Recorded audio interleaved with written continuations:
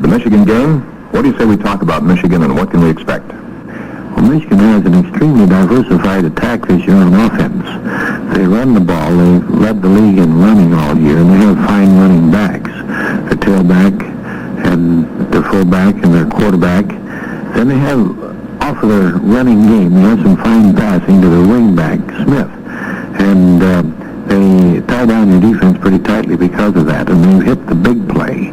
So very often on passes against teams that were playing them hard on the runs. And they do that to you. They regard the passing as an extension of the running game, and they tie the two of them very well together. And their quarterback, Rick Leach, is a much better passer than a year ago. What about their offensive line, Coach? What kind of size can we look for? They're big. They're big, yeah. And they're all experienced. Now, last year they were relatively green, but those same men have grown up and bigger and matured and more experienced, and they've got a better line than they had a year ago. What about overall the offensive backfield?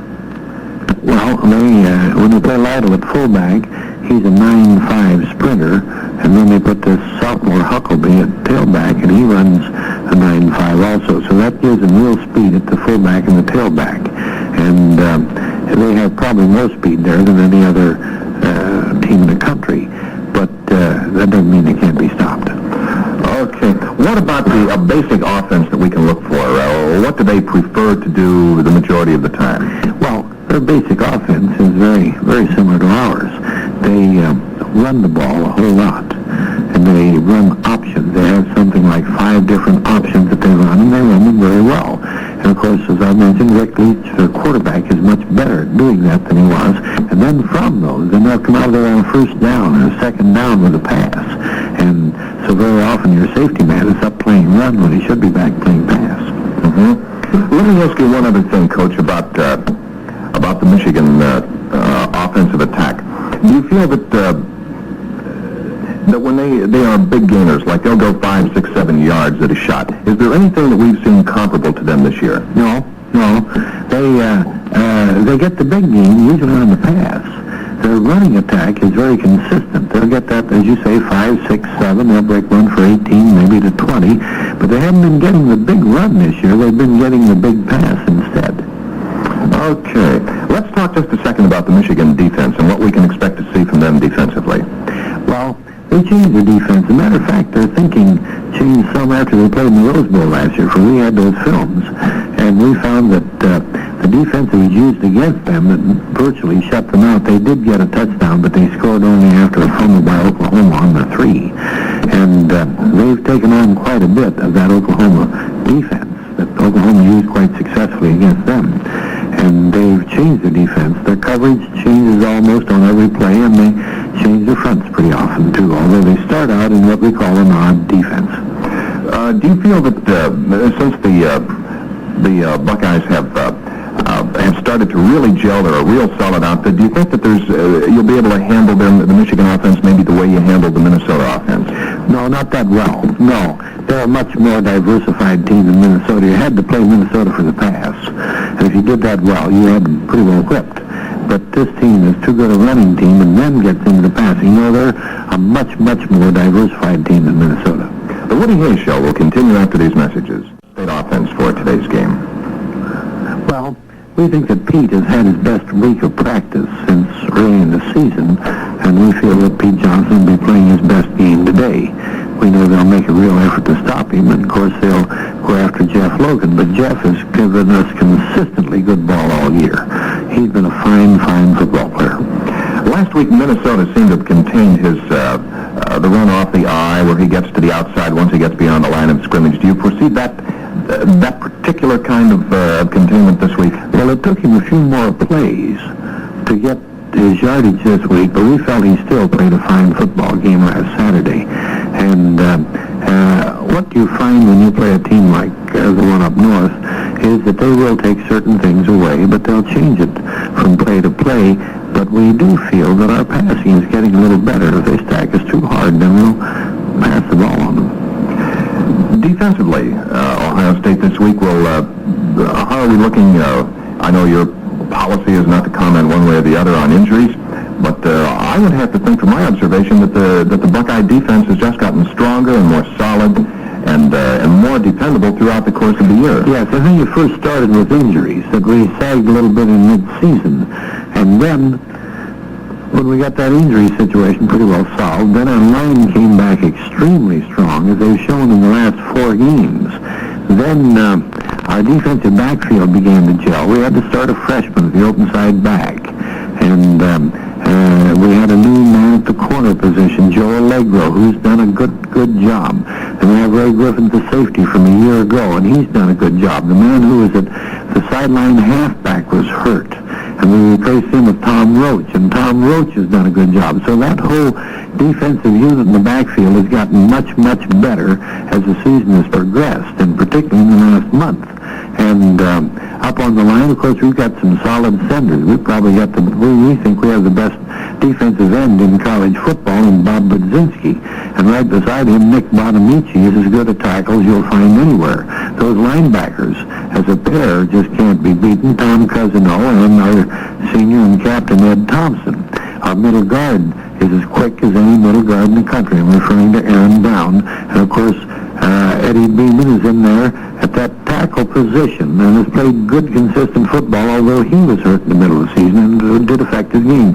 Kelton Dantzler is a sideline end, and a little fellow, about 205 or 8 pounds, has done a good job there. He's a vicious tackler, plays good pass defense, and rushes the passer well. And we feel that is a good, solid unit, and it's as good as you'll find any place. I think their pursuit in the Minnesota game perhaps came to a peak. They were just chasing all over the field. They went after that ball on every play, and they did do a good job rushing Tony Dungy, who we regard as a real fine football player. Coach, we've talked about them and us offensively, defensively. Let's talk about us for just a second, and you, for example, and your coaching staff. How does a game like this psychologically affect you and your staff? Well, you prepare a little harder, both emotionally and physically and tactically, every way you can. You work on this one a little bit harder, and I think you get a little more tense on it than you do on other games. I think the players sense that, and as a result, they give you better practices than you get normally during the season. Do you find some of the members of your coaching staff perhaps get a little edgier than normal? Well, I expect that's true of me more than anybody else. But when you can go through this for 26 years, I would imagine that's to be expected. Coach Hayes will have a final comment on today's game after these messages. You must have some final thoughts, some final comments on today's game.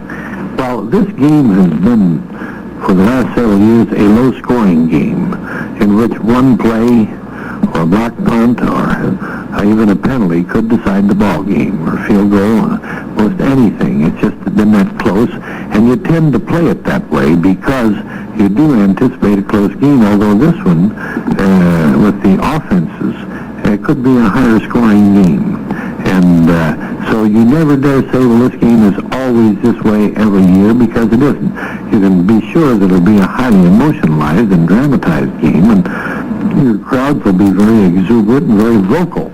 And all of these things go as a part of the game. As a matter of fact, on the campus starting on Wednesday, they started beating the drums pretty hard at the dormitories and pretty hard to study and all of that sort of thing. And this is always in a highly emotional game. As a matter of fact, I think without any question, it's the greatest football game, both amateur or pro, that is played. Coach Hayes, thank you very much. Sure. Here are Coach Woody Hayes' comments before every Ohio State game here on this station. The Woody Hayes Show is brought to you on the Ohio State Football Network by Motorist Insurance Companies. The center will be number 51, Mark Lang, a 6'1", 220-pound junior from Cincinnati. At the guards will be number 57, Jim Savoca, a 6'2", 228-pound junior out of Solon, Ohio. And number 64, Bill Lucan, 6'1", 233-pound senior from Cincinnati. At the tackles, number 79, Chris Ward, a 6'4", 278-pound junior from Dayton, Ohio. And number 74, Lou Petrini, a 6'3", 243-pound senior from Milford, Connecticut. The starting tight end this afternoon and the leading receiver for the Buckeyes will be Greg Storer, number 80, a 6'5", 224-pound junior from Cincinnati, Ohio. Wide receiver will be number 49, Herman Jones, a 6'3", 200-pound junior from Miami, Florida. quarterback will be number 15, Jim Pacenta, the 6'3", 190-pound junior from Akron. He has 23 completions for 39 attempts, 1 touchdown. The fullback, number 33, Pete Johnson, 57 career touchdowns. He's 6'1", 247-pound senior from Long Beach, New York. He's averaging 4.1 yards per carry. Jeff Logan, number 34, 5'11", 182-pound junior out of North Canton, Ohio. He's the 5th Buckeye to go 1,000 yards. He's been averaging 5.9 yards a carry this year. The wingback, number 11, Jim Harrell, with 10 pass receptions. He's a senior, make that at 5'10", 186 pounds from Curtis, Ohio. And here come the Buckeyes.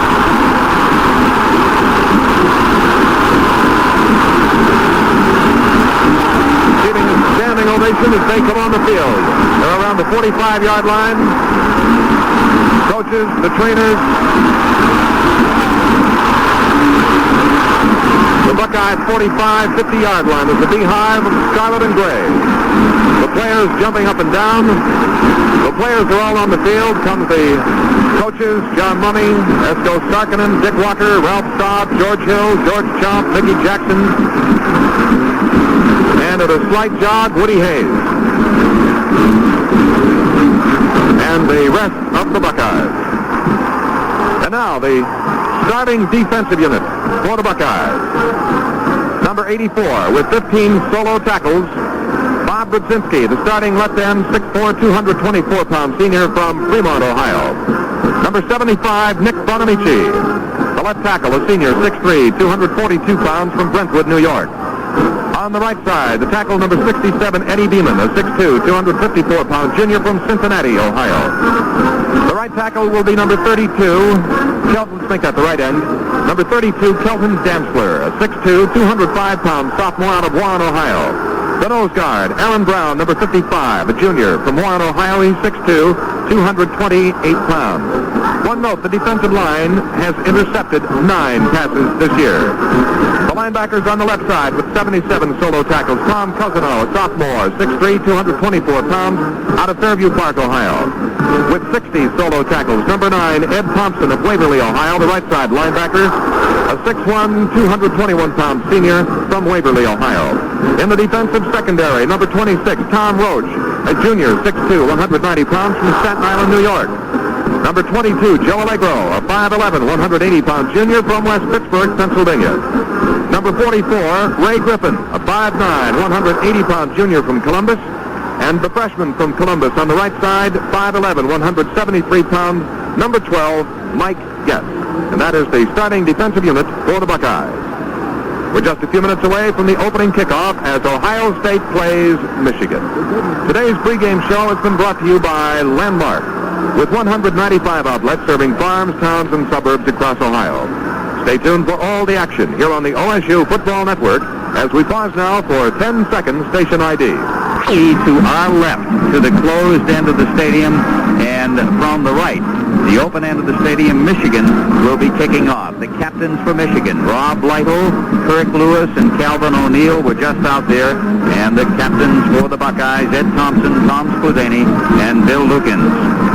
Now Jeff Logan is going back into one of the deep spots for Ohio State. He is in the middle, and alongside him, we have Ron Springs and Matt Jackson working on the outside. They're looking into a strong sun. And ready to do the kicking off is Bob Wood. Wood, who has 53 of 57 extra points this year and 7 field goals. The kickoff man, and we have finally come down to it. Michigan and Ohio State in the game of the year right here in Columbus, Ohio. Waiting now on the whistle, and here he comes down on the ball, and here's the boot. And it is high and long and deep and will not be played. It goes over the end zone. It will go to Ohio State on their 20. It will be first down and 10 yards to go. Lang is in there at center. Savoca and Lukens are the guards. Ward and Petrini the tackles. Greg Storer and Herman Jones at the end. Pacenta the quarterback. Logan and Johnson will be in behind him, and Harrell is the wingback. Jim Pacenta going in there. He has attempted 39 passes, completed 23, one for a touchdown. He's been intercepted once. He has scored once. And they're putting the ball on the hash mark now on the left side of the field as the Buckeyes will go to the offense, and we're set for the first offensive play from scrimmage. Tedesco, Morton, Hennessy, and Anderson up front for Michigan. Vogley, Lang, and O'Neill the backers. Pickens, Hicks, Zuber, and Bolden the deep men. I formation. Johnson in front of Logan. The give to Johnson. He's up over left tackle. He's 5 yards out to the 25-yard line. It will be 2nd and 5. He started left. He cut back. And Calvin O'Neill, the middle linebacker, and probably the best defender for Michigan, makes the stop at the 25. So Pete Johnson grinds out 5 yards on his first effort. He's carried 164 times, an average of 4.1. One of the things the Buckeyes are going to have to do offensively is to limit the Michigan defensive pursuit. That's a game goal. Now we're ready on 2nd and 5. People jumping, flags down, the give to Logan, and the play stopped at the line of scrimmage. This program, a presentation of WTVN Radio Sports under rights granted by the Ohio State University Athletic Department, intended solely for the private use of the listening audience. Any rebroadcast or the use of the program, direct or indirect, without the express written consent of WTVN Radio is prohibited. They're walking off 5 against Ohio State, a legal procedure. It goes back to the 20, and so it will be 2nd down, 10 yards to go for Ohio State on their own 20-yard line.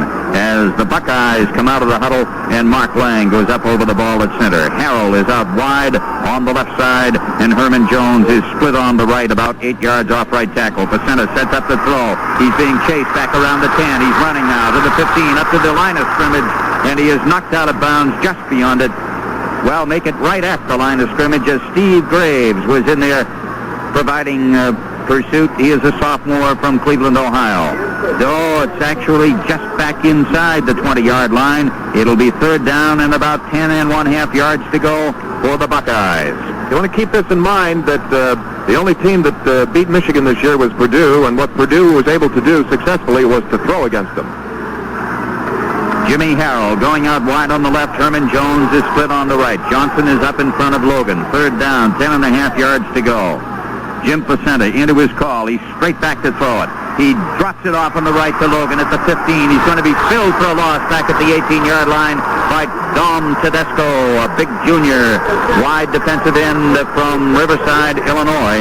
So Ohio State is back at their 18 with a 4th down and 12 situation, and they will have to give up the football. And Tom Spladany is in there to do the kicking now for the Buckeyes. He's kicked 42 times this season, an average of 40.6. His longest has been 61, and he will be very important today, as will John Anderson for Michigan. Back deep, Dwight Hicks and Phil Andrews standing at their own 40s. Spladany gets it and boots it long downfield. It is going down to Andrews, and he is coming to his right. He's at the 35, being chased back. He's up to the line of the 35 again and finally knocked out of bounds at the 43. Make that Jim Smith on the return. This score is 0-0 as we pause 30 seconds. Perkins Incorporated, 40657 Butternut Ridge Road in Elyria. Michigan at their own 43-yard line. 1st down and 10 after that 46-yard kick. And Rob Lytle gets it on the first go and picks up 2 yards. And Eddie Beeman and Aaron Brown make the tackle at the 45. It will be 2nd down and 8 yards to go. It is Leach at quarterback with Huckleby and Lytle in behind him and Jim Smith, the wide receiver, as they come out.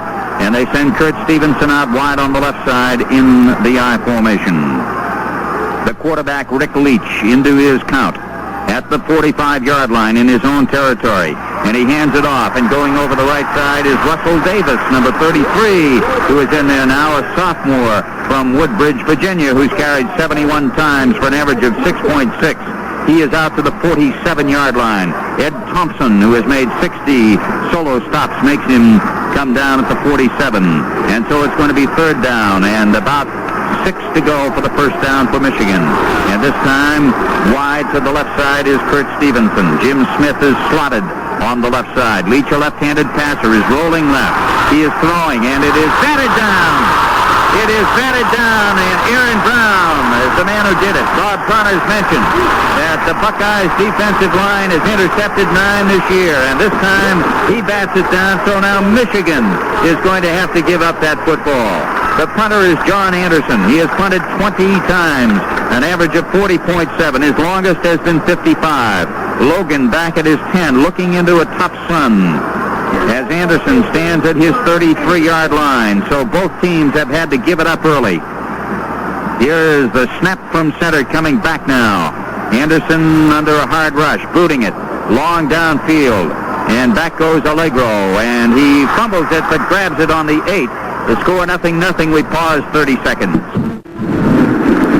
Well, we have had now 2 possessions and 2 punts.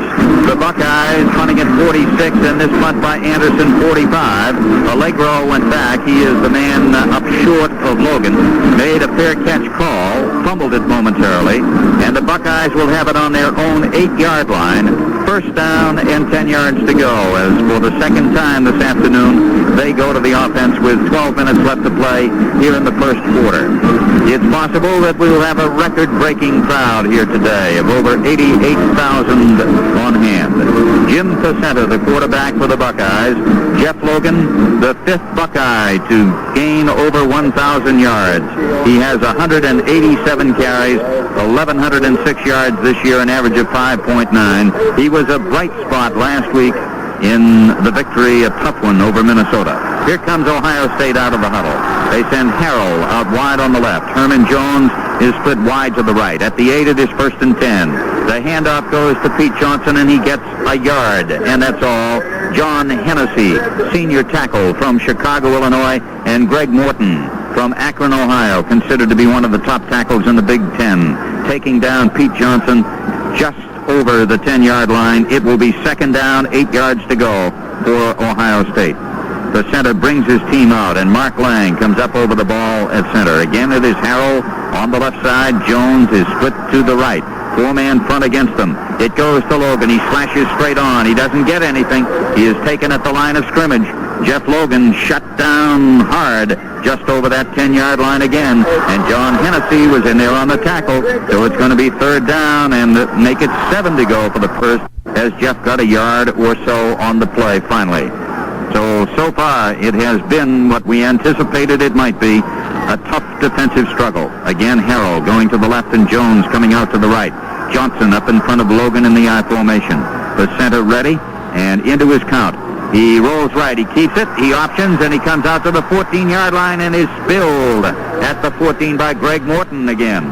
So at the 14-yard line, it is going to be 4th down, and they'll need 2, and they'll have to kick it again. So again, the Michigan defense has been very tough. Spladany has punted once for 46 yards, and he's getting ready to do it again. And back into the deep spots go Jim Smith and Dwight Hicks, and they're both dangerous men. Jim Smith in particular, a speedster. They're standing back inside their 45-yard line. Spladany is at the goal line waiting for the snap of Doug Porter. He gets it. He boots it. It is long downfield. It is Jim Smith at his 35. He's going to his right. He's looking for room. He cuts back. He's out to the 40. He shakes the tackler. He's out to the 45. He goes forward to the 46. The penalty marker is down. A flag down on the play as Smith took it out to the 46, and Jim Harrell took him down there. Good run back. A 51-yard kick that time by Tom Spladany, and now they're checking with Bill Lukens, and let's see what it is. Jim Smith is probably the most exciting punt returner we've seen all year.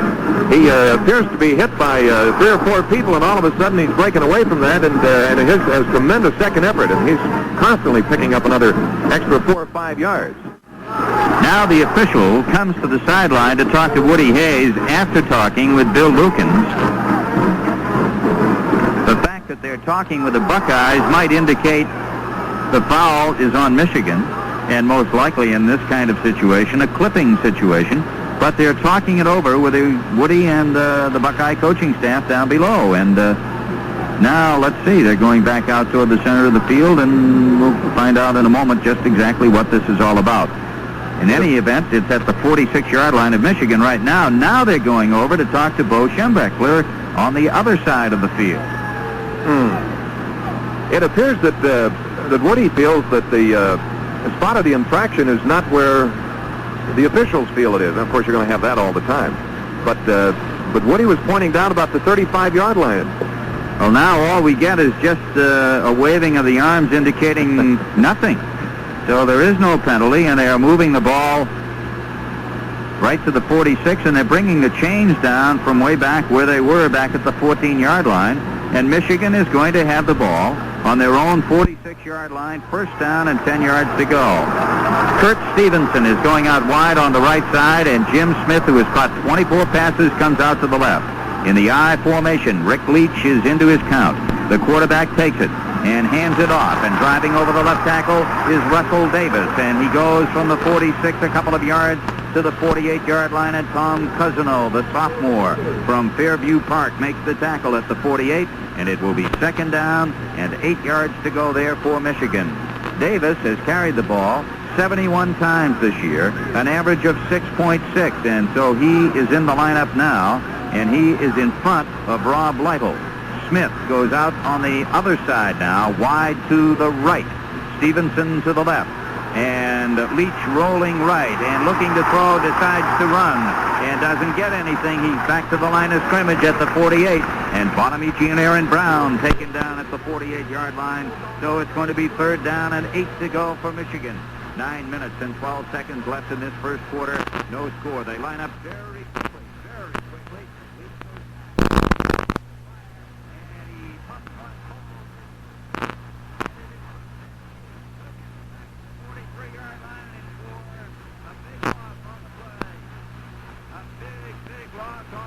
Back to the 43-yard line. And it'll be fourth down and 13. They lost 5. They're running those plays off quickly. They're ready to kick it now. Anderson to boot.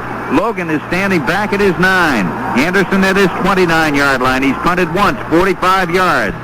He waits for the snap and gets it. Brodzinski charging, the only man, and it's a high and wobbly kick. And it takes a pretty good bounce and rolls down. It'll go out of bounds and around the 20 to score 0-0. We pause 30 seconds.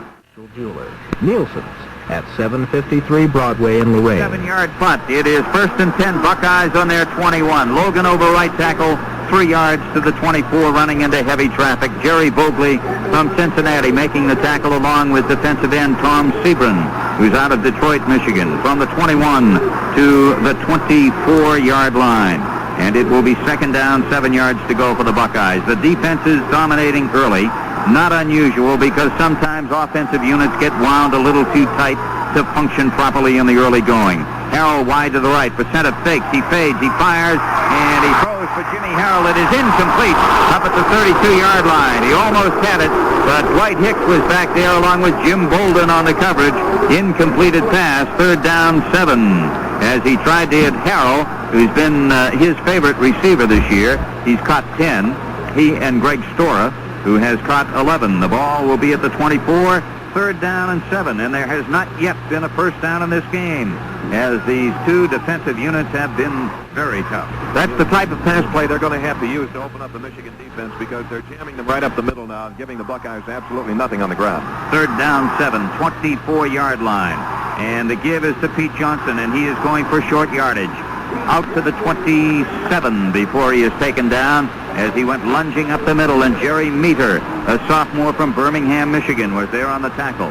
At the 27-yard line, it will be fourth down coming up for Ohio State and 4 to go. And so Tom Skladany for the third time will have to kick. He's punted twice, 46 and 51 yards. Speculation has been the score in this game is about 17-14 is what most people seem to feel the score will be, but right now 3 points looms large. Hicks and Smith are back deep as Skladany gets a hard rush and boots it way downfield. Smith goes back. He gets it at the 15 going backwards. He's at the 10. He's up to his right to the 20 and gets across it to the 21-yard line and is banged down there. Smith was going backward when he caught the ball, and Doug Porter and Ronald Springs were there to make the tackle. That was a 58-yard kick by Skladany. A splendid boot by Tom.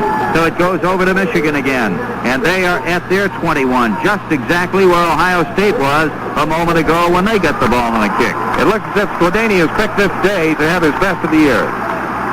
Tom not kicking quite to the average of a year ago, 40.6, and he's boomed them today 3 times. At the Michigan 21, first and 10. Straight ahead into the line is Russell Davis, and right there, right now, is Aaron Brown, and I mean, he just punched him to the ground at the line of scrimmage. It will be second down and 10 at the 21-yard line. Second and 10 on a very, very hard hit by the fired-up middle guard Aaron Brown out of Warren, Ohio. Again, Michigan coming out. They send Stevenson out on the left side. Slotted on the left is Jim Smith.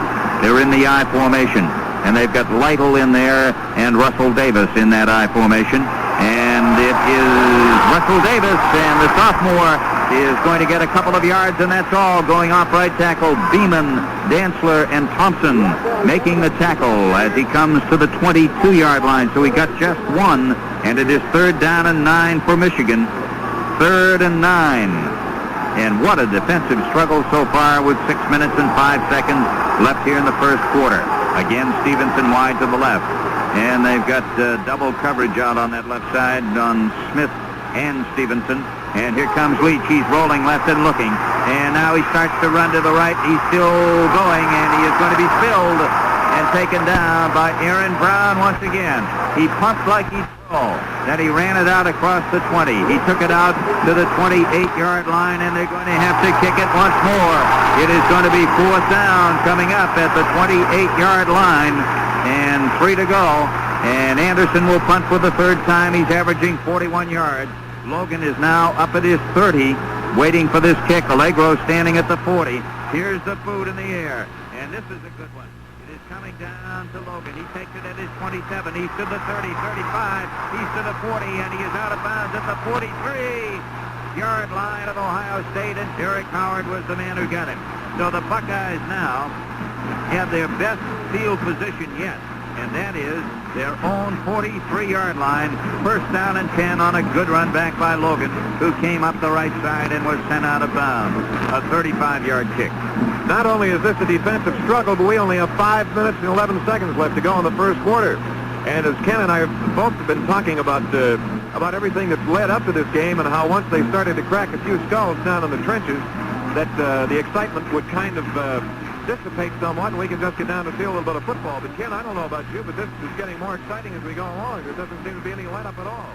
None whatsoever, and of course defensive teams can be more emotional because they just go firing away. And the defenses have just been overpowering thus far. Today's Ohio State-Michigan battle is being heard in Anchorage, Alaska, over KBYR, where we understand it was 23 degrees and snowing at game time. And here in the Buckeye State, in our 45-station network, we say hello to those of you listening over WPTC in Dover, Ericksville, and WPTW in Piqua, and up in Fort Clinton over WRWR-FM. Good to have all of you Buckeye fans along with us today. The Buckeyes are ready to put the ball into play, and here's Ken Coleman. At the 43-yard line of Ohio State, it is 1st down and 10. Again, it is Harold to the left and Herman Jones to the right, and it is Logan straight into the middle, and from the 43, he gets a yard. To the 44-yard line, John Hennessy and Greg Morton, the 2 big tackles, taken down on the gain of 1. It will be 2nd down and 9 yards to go for Ohio State, and they are not yet able to make it on the inside with either Johnson or Logan. And it may be for both sides that the outside or the passing game is going to be a key the way it's going thus far. 2nd down, 9 yards to go at the 44-yard line. Again, they come into the I formation. The center rolling left. Takes it to Johnson and slides up to the 45-yard line, slipping and falling there. Hennessy is on him, and so is Tedesco and/or Sebring. Sebring in there in place of Tedesco at the moment. So it is at the 45. There's a gain of 1, and it is 3rd down and 8 yards to go. They haven't even had, believe it or not, what you might call a close situation in terms of yardage. The closest Ohio State had was on their own 14 when a 4th and 2, and you have to kick at this stage in that situation. So they're not getting up on 3rd downs where they are going close for it. Here's 3rd and 8. Back goes Facenda to throw. He fires, and it is almost intercepted. It was almost picked off by Jerry Zuber. It was intended for Greg Stora, and it goes incomplete, so it is 4th down and 8, and they'll have to go to Skladany again. They're picking up field position slowly but surely because he has averaged 51 yards on 3 punts, but they just cannot get the 1st down. On that last pass, Ken, excuse me, it looked as if Jim Facenda had slipped with the ball. Hicks and Smith are back deep. Skladany is angling this toward the sideline, but it goes to Smith at the 12. He runs to the right to the 15 and gets it out to the 20-yard line, and there he is taken down. Jim Smith is tackled by Doug Porter and by Bill Lukens. A 43-yard punt, an 8-yard run back. And the ball is being put down at the 21-yard line of Michigan. First down and 10. Neither team has had the ball in the other team's territory yet. And we have 3:41 left to play in the first quarter. Jim Smith is going out wide on the right side. Huckleby has not been playing. Davis is the front man in front of Lytle. The give is to Lytle, and he comes straight ahead, shakes the tackler, and takes it from the 21-yard line out to the 24. Tom Cousino wraps him up and takes him down at the spot there, and it is second down and 7. Lytle has carried 174 times for 1,237 yards. Their all-time leading rusher. He has 12 touchdowns. He has caught 9, and they'll probably go to him today. Second down, 7 at the 24-yard line. Leach again to Lytle, over right tackle, gets room across the 30, out to the 32-yard line. That'll be a first down. Eddie Beeman makes the tackle. It is the first down of the afternoon. The ball is spotted at the 33-yard line. Michigan with a first down with 3 minutes and 2 seconds left to play in the first quarter. No score. They're in their own territory, and 2 carries by Lytle give them the first down. Kurt Stevenson is going out wide on the left side. Jim Smith is out to the right. It is Rick Leach working out of the I formation, taking the ball. He hands it off, and running with it is Russell Davis. He goes over right guard. He's from the 33 a couple of yards to the 35 and across it to the 36, and Cousino and Dantzler make the stop at the 36-yard line. Second down, 7 yards to go for the Wolverines of Michigan. These two teams battling for the roses here this afternoon. And what a defensive struggle we have watched thus far. Smith again going out to the right. Stevenson is out on the left side. Leach, 92 carries, an average of 6 yards per rush in the quarterback position. Waiting on the ball on a long count. He takes it, he fakes. He options out to Lytle. Lytle gets it up to the 40 and across it to the 41-yard line. Bob Brodzinski and Nick Bonamici are there to make the tackle at the 41. That's a gain of 5. It'll be third down, 2 for Michigan. They have 1 first down on this drive, starting back on their 21-yard line. Now they're at the 41-yard line, and it is third down and about a yard and a half to go. It would appear that Michigan then will be the first team offensively to be able to split up the Buckeye defense now. They're starting to run a little bit to the right, a little to the left. Leach into his count. He hands off. It is Lytle going for the first down. Rob Lytle over left tackle and getting out to the 45-yard line, cracked down by Ray Grisspot. But he got 4 when he needed about a yard and a half, and it is first and 10 for Michigan as they go to their big man, Rob Lytle. I say big in this not size. He is 6'1", 195 pounds, but he is a great running back. Now Stevenson going out wide on the right, and Smith moves over to the left side. Mike Guess is out there covering on him. Leach is ready. I formation for Michigan at their own 45-yard line. He pitches out to Lytle around the right end. He crosses the 50 into Buckeye territory to the 48-yard line. Aaron Brown is there. Tom Roach on the tackle. And for the first time today, one team is in another team's territory. They are over at the 48-yard line of the Buckeyes, and they need 2 for the first down. Second down and 2 at the 48-yard line. Make it more like 3 yards to go, and Lytle is shaken up on the play, and the trainer and doctor are out there to administer him right now with only 54 seconds to play in this scoreless first quarter. Michigan was able to start to penetrate the Buckeye defense a little bit, and now that they have it spread out a little bit, we'll have to see what kind of offensive tactics they use. I assume you're going to start to see Leach with a few play-action passes in just a few minutes. That would, I would assume, be what they would follow, as they've done that most of the year. Lytle walked off the field under his own power, did not seem to have any kind of a leg injury at all, was not limping. May have had the wind knocked out of him. It's at the 48-yard line. Second down, make it more like 3 yards to go in Buckeye territory. Lytle 28 yards in 5 carries. And now Leach handing off, and it is Russell Davis going into the 45-yard line of the Bucks before he is taken down. Huckleby is now in there in place of Lytle. The ball goes into the 45, and that's going to be enough for another first down for Michigan. So they have the first drive of the afternoon going. They started on their 21, and they've had it 8 plays now, and they have moved it to the Ohio State 45-yard line. It's been slow, but it's been steady. It was 1st and 10, 2nd and 7, 1st and 10, 2nd and 7, 3rd and 2, 1st and 10, 2nd and 3, and now it is 1st and 10. That's the way it's been going. Grinding short stuff. Now, Leach handing off, running straight ahead. Huckleby, and he gets a yard or two. And Bob Brzezinski and Nick Bonamici make the tackle. Huckleby, a sophomore out of Detroit, Michigan, who has been able to score. In 147 carries, he's averaged 5.8. He has 11 touchdowns. At the 43-yard line of the Buckeyes, 2nd down and 8. And that's the end of the first quarter. The score is 0-0. This is the Ohio State football. This quarter is brought to you by Capital Financial Services. Call your nearest Capital Financial Services office to find out more about getting your loan application started immediately. To give you an idea of what the first quarter was like here in Columbus, Ohio, total offense, the Buckeyes with 16 yards, Michigan with 42 yards. For Ohio State, no first downs. For Michigan, 3 first downs. There's your story right now. We're ready to play. Action in the second period. Columbus, Ohio State, and Michigan.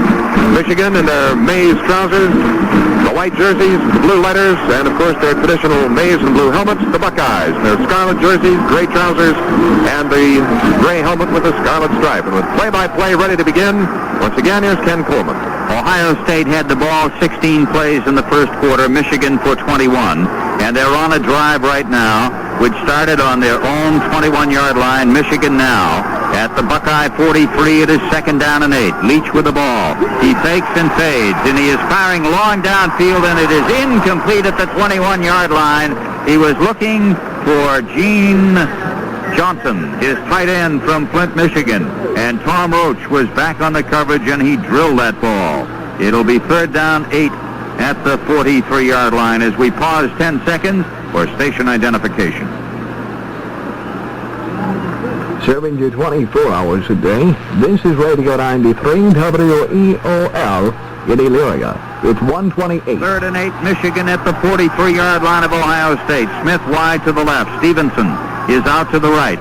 And it is a draw play, and here comes Davis to the 40, to the right tackle and into the 37-yard line.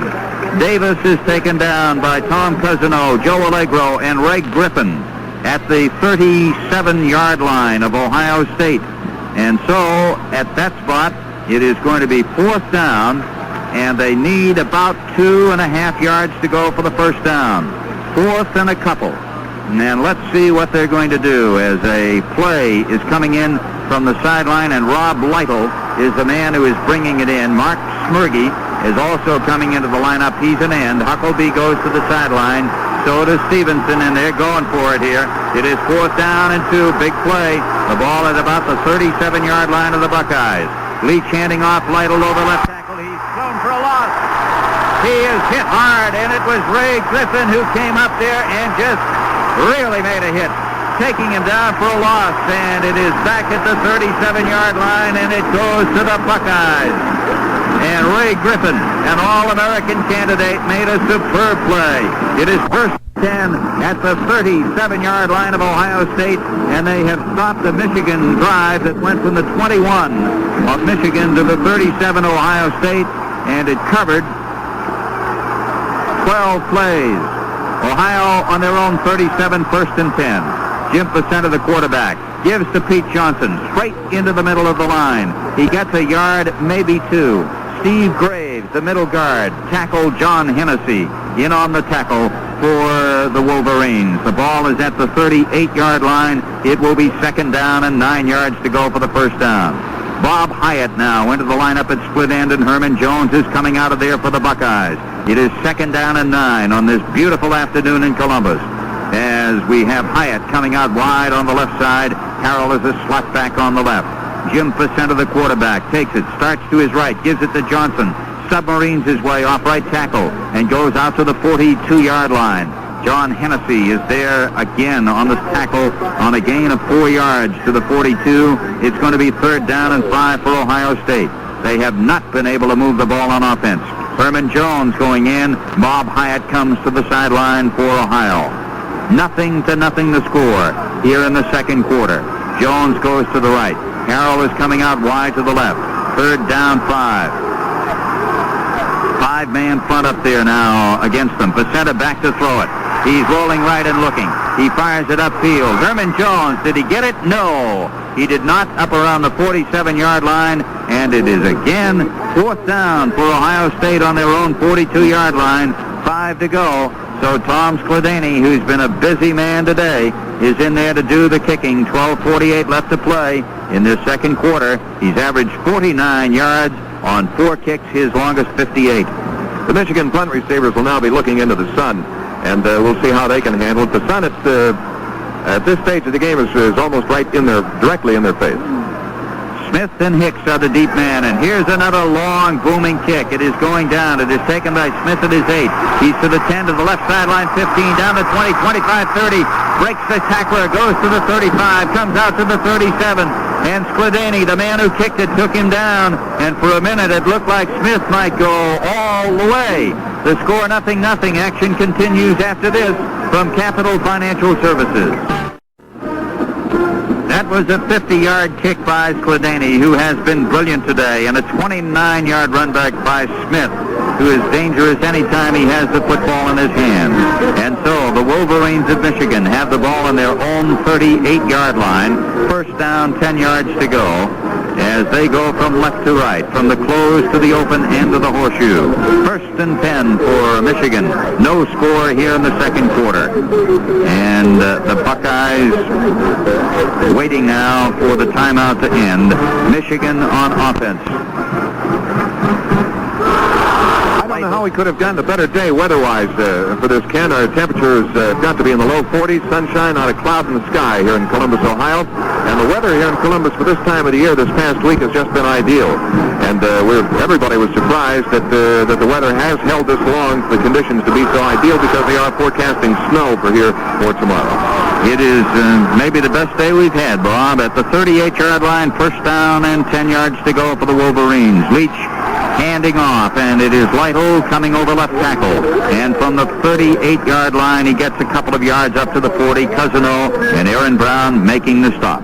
Lytle last week set an all-time career rushing record at Michigan with 3,085 yards. He's been averaging about 6 yards per carry during his career for Michigan. He's scored 27 touchdowns, just 6 shy than Tom Harmon, one of the all-time Michigan greats. And he works out with Bob Brzezinski of Ohio State during the offseason in their hometown of Fremont. At the 40-yard line of the Wolverines, they have it 2nd and 8. It is Leach faking and then handing off to Russell Davis over right tackle on the option, and it is Bonamici and Thompson on the stop at the 47-yard line. Russell Davis taking the ball up to the 47, and that's going to make it 3rd down and less than 1 to go for a first down. Less than a yard for the first. Up over the ball at center is Walt Downing, a 250-pounder. This is a very big, mobile offensive unit. It's about an 8-man front up there against them. 3rd down and a yard to go.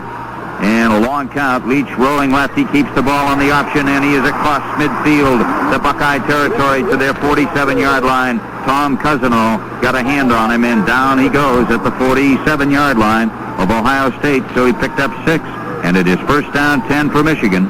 They are moving that ball on the ground. We have 11 minutes and 18 seconds to play.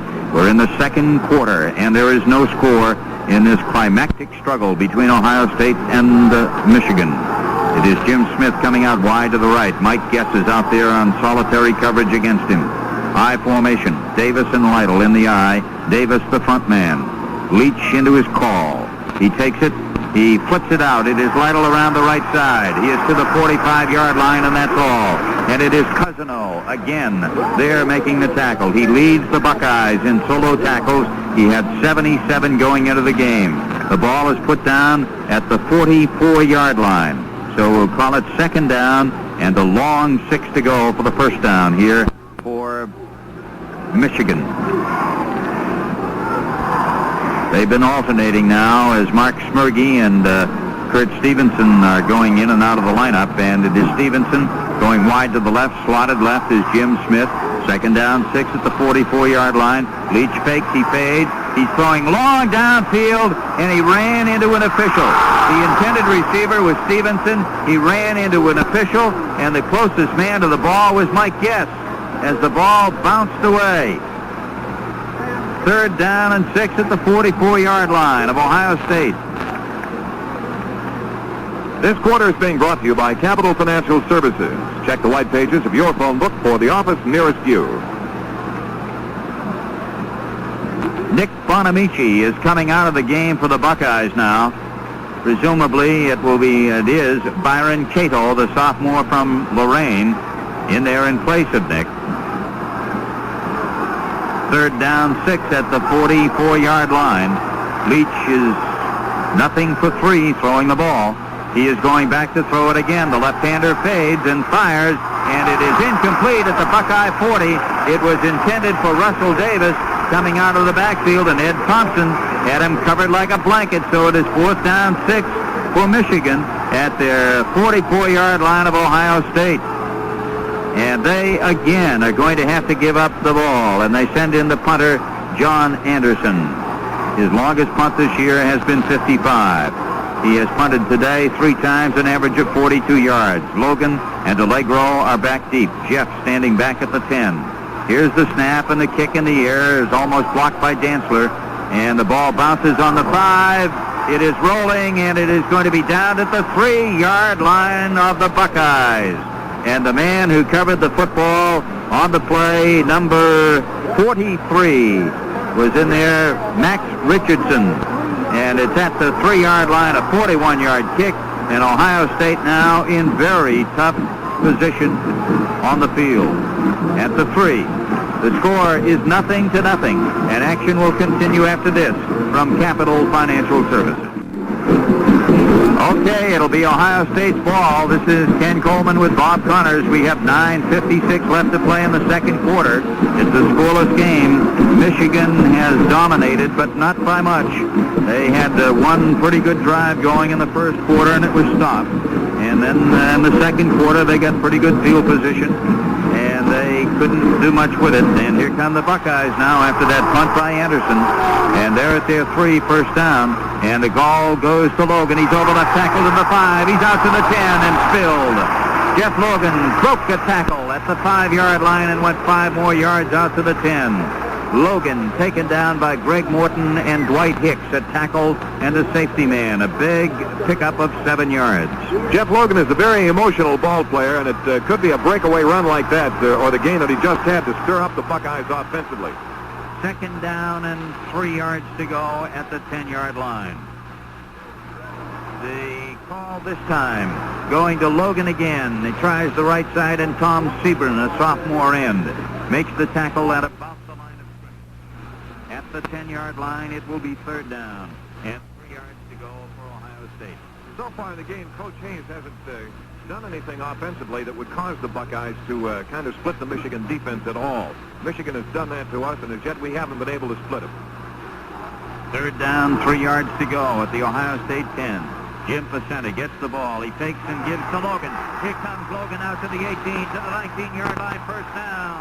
He faked it to Johnson off the right side, gave it to Logan. And Logan exploded up the middle to the 19-yard line. 1st down, 10 for Ohio State. They finally have one. With 8:48 to play in the second quarter, Ohio State on the running of Jeff Logan gets their first down of the afternoon. Up over the ball comes Mark Lang into the I formation. Johnson and Logan are in behind the quarterback. This time it is Johnson. He bangs right tackle. He goes to the 19, to the 23-yard line. Jerry Bogley, who's from Cincinnati, makes the tackle at the 23. So Big Pete gets 4. It'll be 2nd and 6. It would appear thus far that Michigan was the first one to be able to get emotionally collected and play some good football. And now here we are about midway through the second period, and the Buckeyes are finding that that's happening to them now, that they are able to buckle down and play some good, solid offensive ball. They have hitched up their belts and they're banging. A give is to Logan, and he gets a yard over right tackle to the 24-yard line. Seemed to slip as Tom Sebring kept him down at the 24-yard line, and it will be now 3rd down and 5 yards to go for Ohio State. Jones and Hyatt continue to alternate as Jones goes in there with the play. Logan, 20 yards in 7 carries. Johnson, 16 yards in 6. Jones goes out on the right side. Harrell, a slot back to the right. 3rd down, 5 at the 24. Here comes Logan after the fake to Johnson, and he gets a couple of yards out to the 27-yard line. He got 3, but that's going to make it 4th down, and 2 to go for the first down for the Buckeyes, and they're going to have to give it up again. 7:15 left to play. We're in the 2nd quarter. There is no score. And back deep as John Hennessy made the tackle on that last play, and he's played some game. Jim Smith and Dwight Hicks are standing back around the 30-yard line, twin safety men. And Skladany has punted 5 times and averaged 50 yards a kick. Tom Skladany booms one deep again. Smith goes back at the 19. He fumbles it. He chases it at the 11. He gets it. He's to the 15. Comes up to the 20. And is knocked out of bounds at about the 24-yard line. Jim Smith, playing with fire, had that ball back at about the 10. Took it back out to the 24-yard line. First and 10. Duck Porter was in on the tackle with Duncan Griffin at the 24. That was a 60-yard kick by Skladany, who has been averaging 50. Bonamici is back in the lineup for Ohio State. He had gone out in that last defensive series. Lytle and Davis in the I formation. They have not used Huckleby much this afternoon. In front of Lytle. It goes to Davis for right tackle to the 30, up to the 34. He's taken at the 34-yard line. Good running by Russell Davis. Kelton Dantzler and Tom Roach make the tackle. And that may be enough for the first down. It's possible they may have to measure it. They do not. It is a first down at the 34-yard line of Michigan. 1st and 10 for the Wolverines. 6 minutes, 35 seconds to play in the first half. There is no score. Jim Smith going out wide to the left side. He is the only man to the outside in the I formation, as they have the 2 tight ends in there now. And it is 1st and 10 here. Fake to Russell. The give goes to Lytle, and he is taken at the line of scrimmage. Rob Lytle doesn't get a thing coming up the middle. Eddie Beeman shut him off, and Ed Thompson was there with him. And it will be 2nd down and 10 to go at the 34-yard line of the Wolverines. A team coming in here with a record of 9-1. They've made effective use of passing with 50 completions for 940 yards and 13 touchdowns. But today they have kept that ball on the ground. Make it more like 9 to go. Forward progress on that play to the 35-yard line. 2nd down, 9. Wolverines at their own 35. Stevenson again is wide on the left. So is Smith as a slot back. Leach rolling left and looking to throw. He may run it. He's being chased. And Cousino's got him. So is Brown. He is taken at the 34-yard line. Tom Cousino and Aaron Brown on the tackle. It'll be 3rd down and 10 to go for Michigan. So the vaunted Buckeye defense, which did a splendid job last week against Minnesota, which has been getting better by the week, shuts him off. Bonamici is out, and Fritz is in there now in this passing situation again. 3rd down and 10. Smith wide on the right side. Kurt Stevenson is out on the left. And back goes Leach faking, and now to throw it. Brzezinski gets a rush on him, and he can't get it away. He did get the ball thrown, but he had nothing on it because Brzezinski was all over him, and Cousino was out on the coverage, and it'll be 4th and 10. So the Buckeyes defense has come up again with a tremendous performance now, and they'll have to boot it. John Anderson is in there to do it. Logan is standing back at his 30-yard line. Allegro's up ahead of him. Anderson has punted 4 times for an average of 41. So Skladany's been at the edge in that department. Here we're ready now for the snap from center. And Anderson almost blocked by Dantzler. He gets the kick away. Logan takes it at his 26, starts right, and is spilled back at his 25-yard line. And it will go over to Ohio State on their 25, a 40-yard kick and a 1-yard loss on the return. At the Ohio State 25, 1st and 10 Buckeyes 4:44 left to play in the half. On that last offensive drive for Ohio State, it appeared that the Buckeyes had gotten rid of the butterflies here during the early part of the game, and maybe able to put a little offense together. We have no score. Action will continue after this from Capital Financial Services. Here at Ohio Stadium, 4:44 to play in the first half. 0-0 the score. And Ohio State goes to the offense. They send Jimmy Harrell as a slot back wide to the left. Herman Jones is split wide on the left. And Jim Facent is ready. He is going back to throw. He looks on the left side. He runs to his right after a hard rush. Out to the 25, the 30. And Facent gets it on to the 32-yard line. His men were covered. He had to run, and he gets 7 yards. And Jerry Bogley, who's from Cincinnati, makes the tackle at the 37-yard line. Check that. Make it the 32-yard line and a gain of 7. And it is second down and 3 yards to go for Ohio State. There had been some controversy during the early part of Facent's taking over the team this season. I want to make a point here. We'll talk more about it in just a second. Okay, Bob. Second down, and the give goes to Logan. And Jeff gets about a yard coming straight into the middle of the line. Tom Sebring is in there to make the tackle on the play. He and Tedesco are playing at the ends. And there's really no gain on the play, so it'll be 3rd and 3. Rod Gerald was a scrambling type quarterback who perhaps ran the options and the veers probably far better than Jim Facenta. Facenta being the better passer, but nobody would come out and say, until Ralph Stopp said it last night, that he feels we're a better team with Jim Facenta. Here he comes to the left side on the option. He flips it to Logan. He's got room to the 40, 45, 50. Pulls his way into Michigan territory to the 45. He had a defender against him, and he just ran right into him. A fine option play as Facenta flipped it off to Logan, and Jeff Logan takes it. They're going to spot the ball at the Michigan 46-yard line. It is 1st and 10. For a moment, it looked like he might be going to bust it. But where he might have cut to the inside, he just carried Dwight Hicks, the safety man, a couple of yards with him. A 22-yard run by Logan. And it is 1st down and 10 Buckeyes at the 46-yard line of Michigan. Facenta to his left. He keeps the ball after faking to Johnson to the 40, 35. He's to the 30, 25, 24. Great running by Jim Facenta. That place is going wild. Facenta into the 24-yard line. It is 1st and 10 as he goes 22 yards. 2 straight runs of 22 yards each. Make it 23. The ball is closer to the 23-yard line of Michigan. And the Buckeyes, with 3 minutes and 12 seconds to play in the half, are on the move. This is the deepest penetration yet. They have Herman Jones out wide to the right. Jimmy Harrell is inside him. At the 23, it is 1st and 10. Facenta gives it to Logan. Straight into the line, and pow, he is taken down by Dom Tedesco and the middle linebacker, Calvin O'Neill. At the line of scrimmage, the 23. It will be 2nd down and 10 yards to go for Ohio State. And tough defense that time by Michigan. Bobby Hyatt now comes in with a play. Herman Jones is going out. Hyatt goes out wide to the right. Harrell is inside him. Facenta has Johnson and Logan in behind him now. 5-man front. Take to Logan. Give to Logan. Logan coming inside the 20. Knifes his way to the 12. And Calvin O'Neill makes the tackle. He faked to Johnson. He gave it to Logan. And Jeff found the opening. Takes it into the 12-yard line. 1st down. 1st and 10 Buckeyes.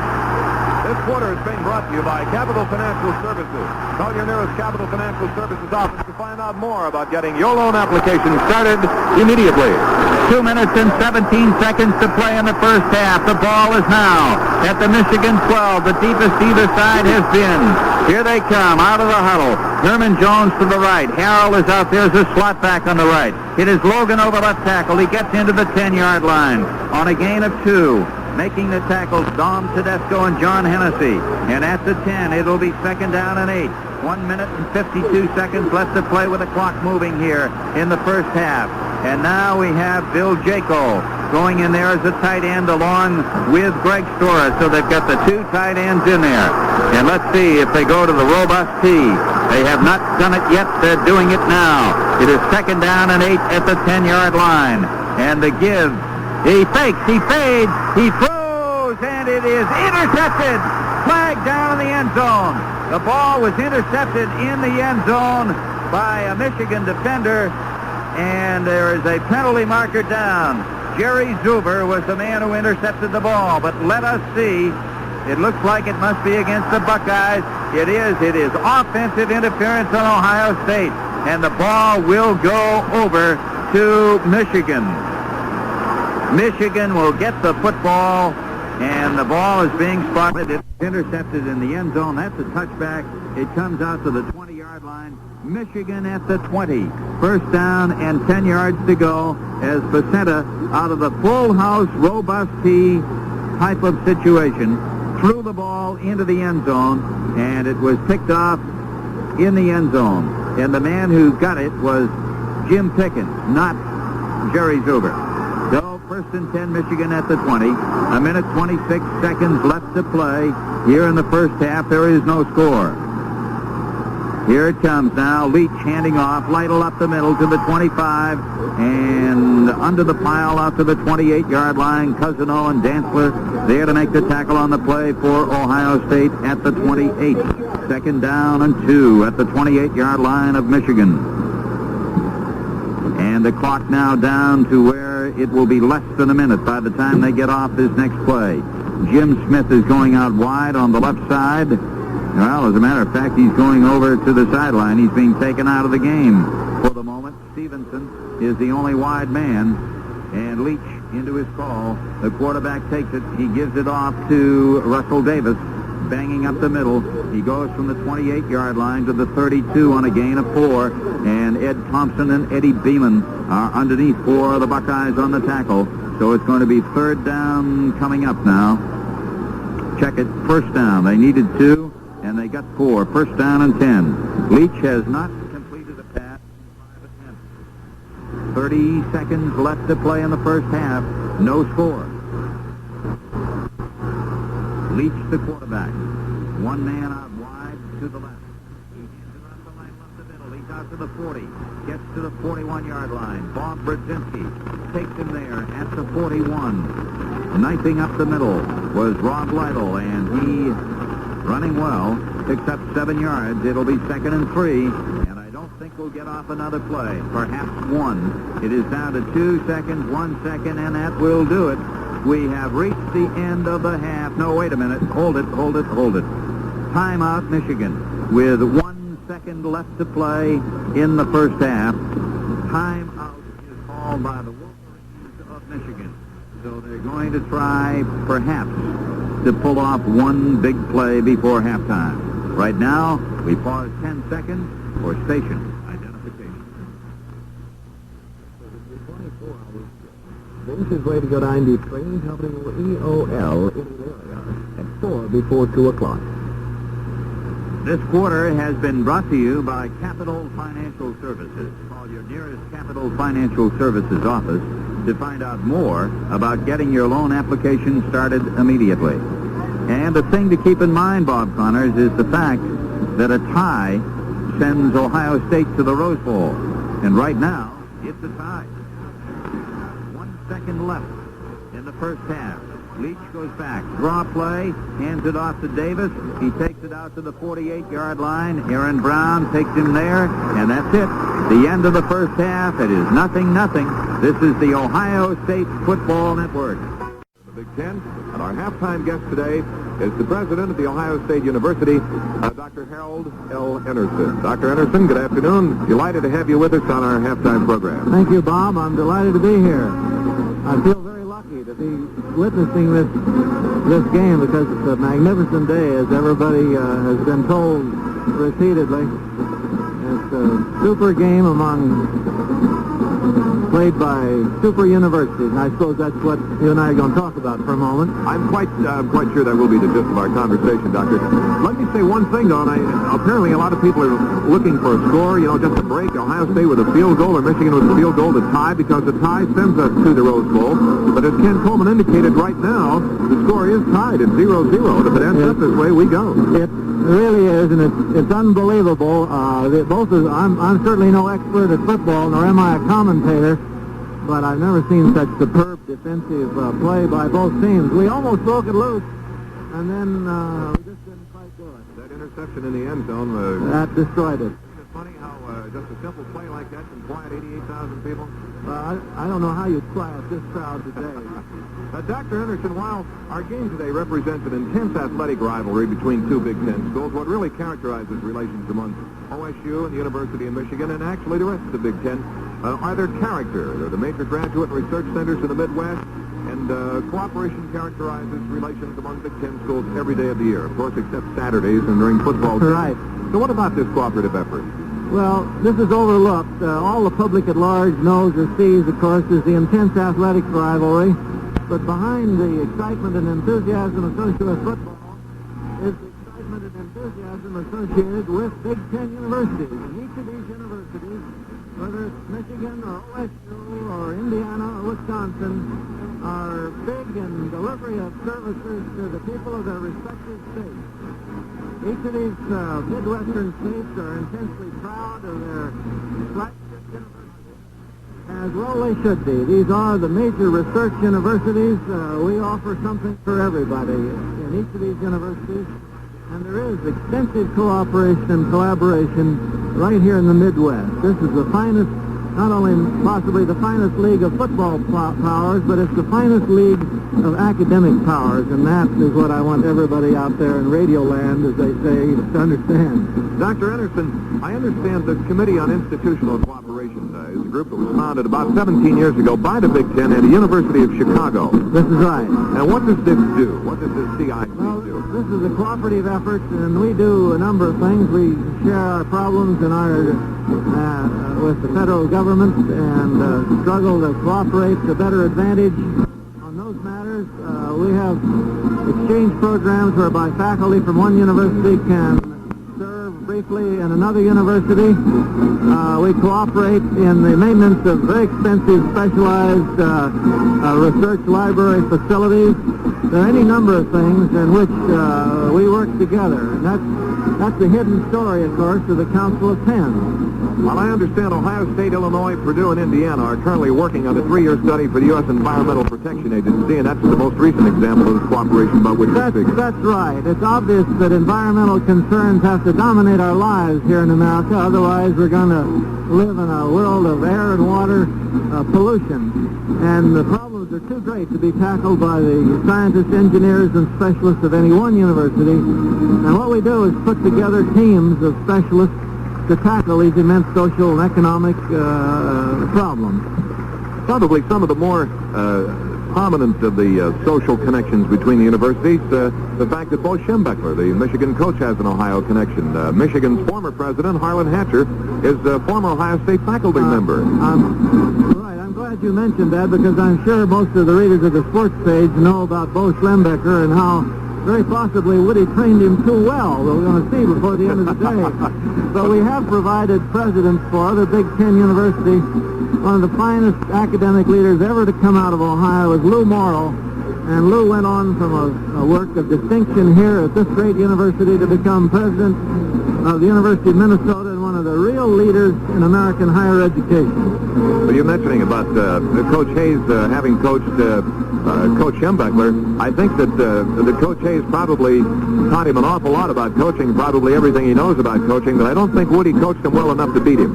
Or at least I hope not. That's right. Dr. Harold Anderson, president of the Ohio State University, we thank you very much for being our halftime guest today. I'm sure you have some dignitaries and socializing to do here. I do, Bob, and I want to thank you, and I just want to say to everybody that I hope that the people of Ohio are as proud of this great university as those of us who work here are, because it is truly a great university in service to the young people of Ohio.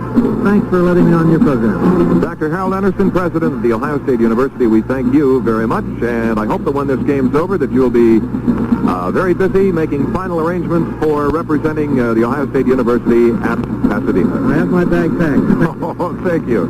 Stand by for more halftime activities to follow as we pause now. This is the Ohio State Football Network. Ohio State University's halftime show. The theme is classical music for people who don't like classical music. We just finished the William Tell Overture, and they're going into a racetrack on the field, and they're going to do the Dance of the Hours, as they do kind of like a horse race theme. All right. The first half statistics. Ohio State with 4 first downs, Michigan with 7. On third down efficiency, Ohio State has converted 2 of 8 times. Michigan also 2 of 8 times. The Buckeyes have outrushed Michigan 111 yards to 107 yards. Ohio State with -1 yard passing, and Michigan has no passing yardage. The Buckeyes have had the ball 29 plays, Michigan 34 plays. So the story is defensively. For the Buckeyes, 110 yards first half, 107 for Michigan. Jeff Logan, 21-yard breakaway. Jim Pacento, the 24-yard run. Those are the 2 key runs for the Buckeyes.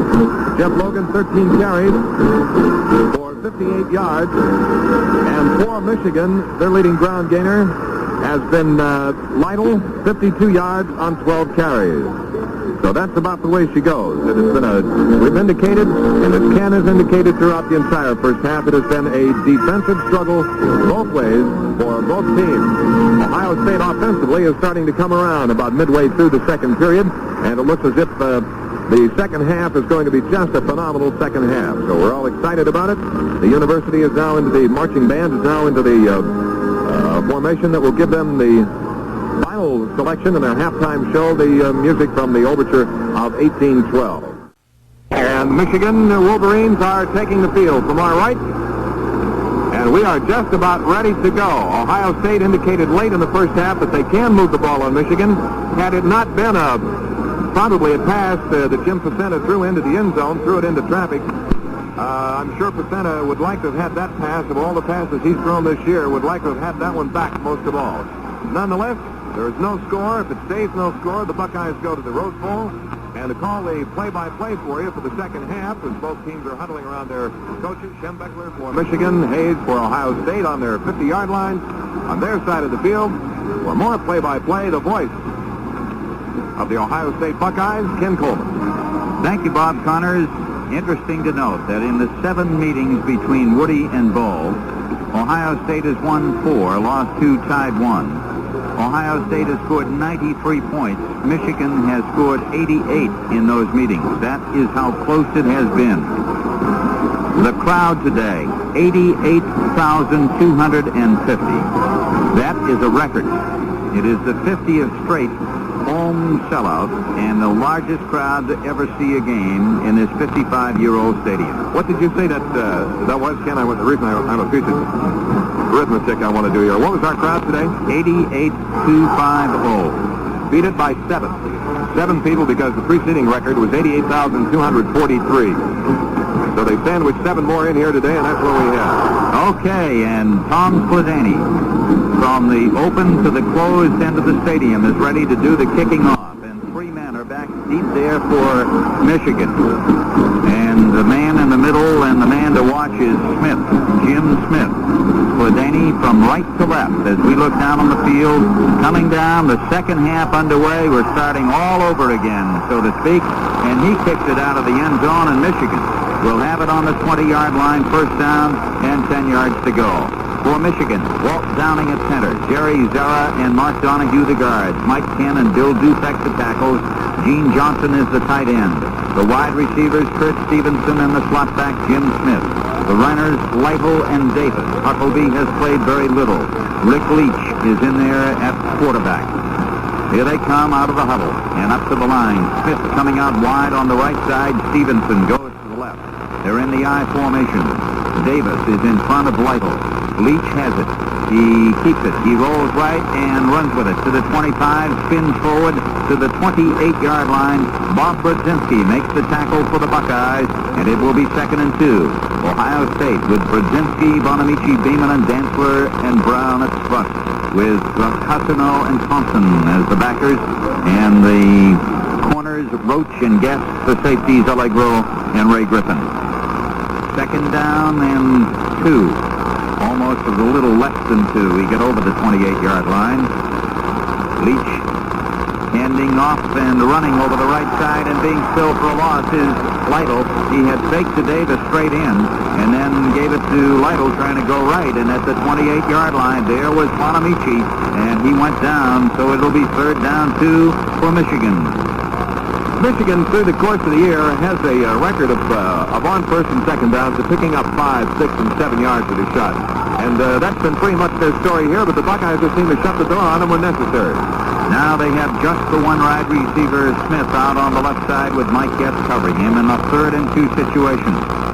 Russell Davis is in front of Rob Lytle. Rolling right. Right is the quarterback Leach, and he hands the ball off to Davis, and he comes over the 30 and gets the first down just across the 30-yard line. Beeman and Thompson are there on the tackle, and it will be enough for the first down for the Wolverines of Michigan. A scoreless game as we play here in the 3rd quarter.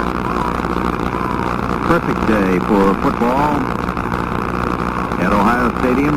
Now they send 2 men wide to the left. Kurt Stevenson is the split end, and the wide receiver, actually a slot back, is Jim Smith, who has caught 24 this season.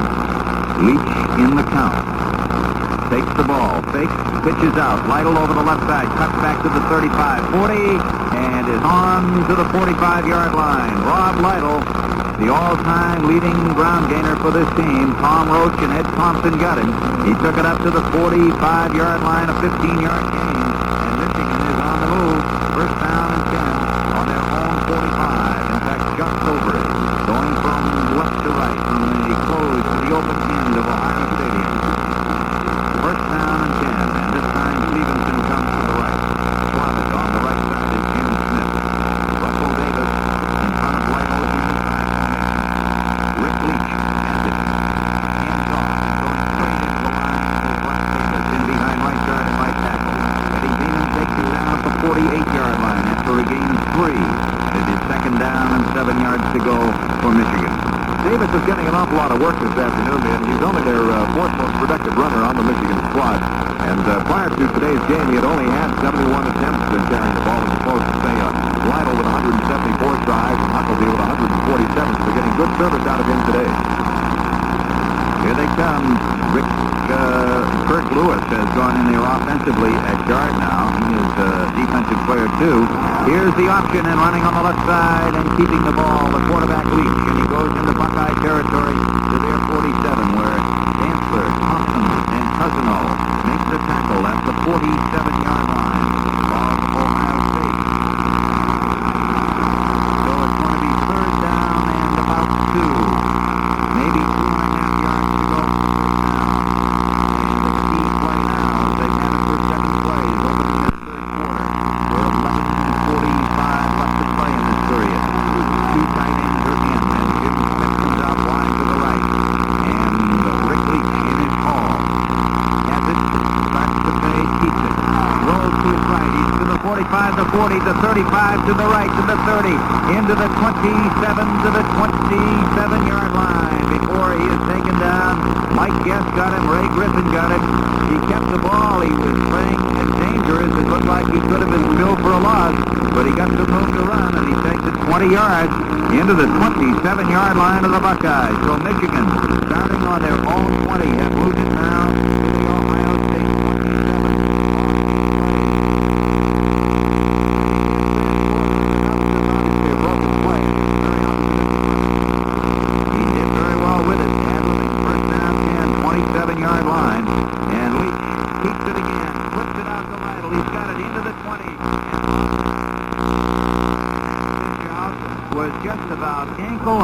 And Lytle made a shoestring grab of the ball, and Roach took him down at the 16. That could have been very, very tough, but Lytle made a superb play, and they're now at the 16-yard line, and it is first down and 10.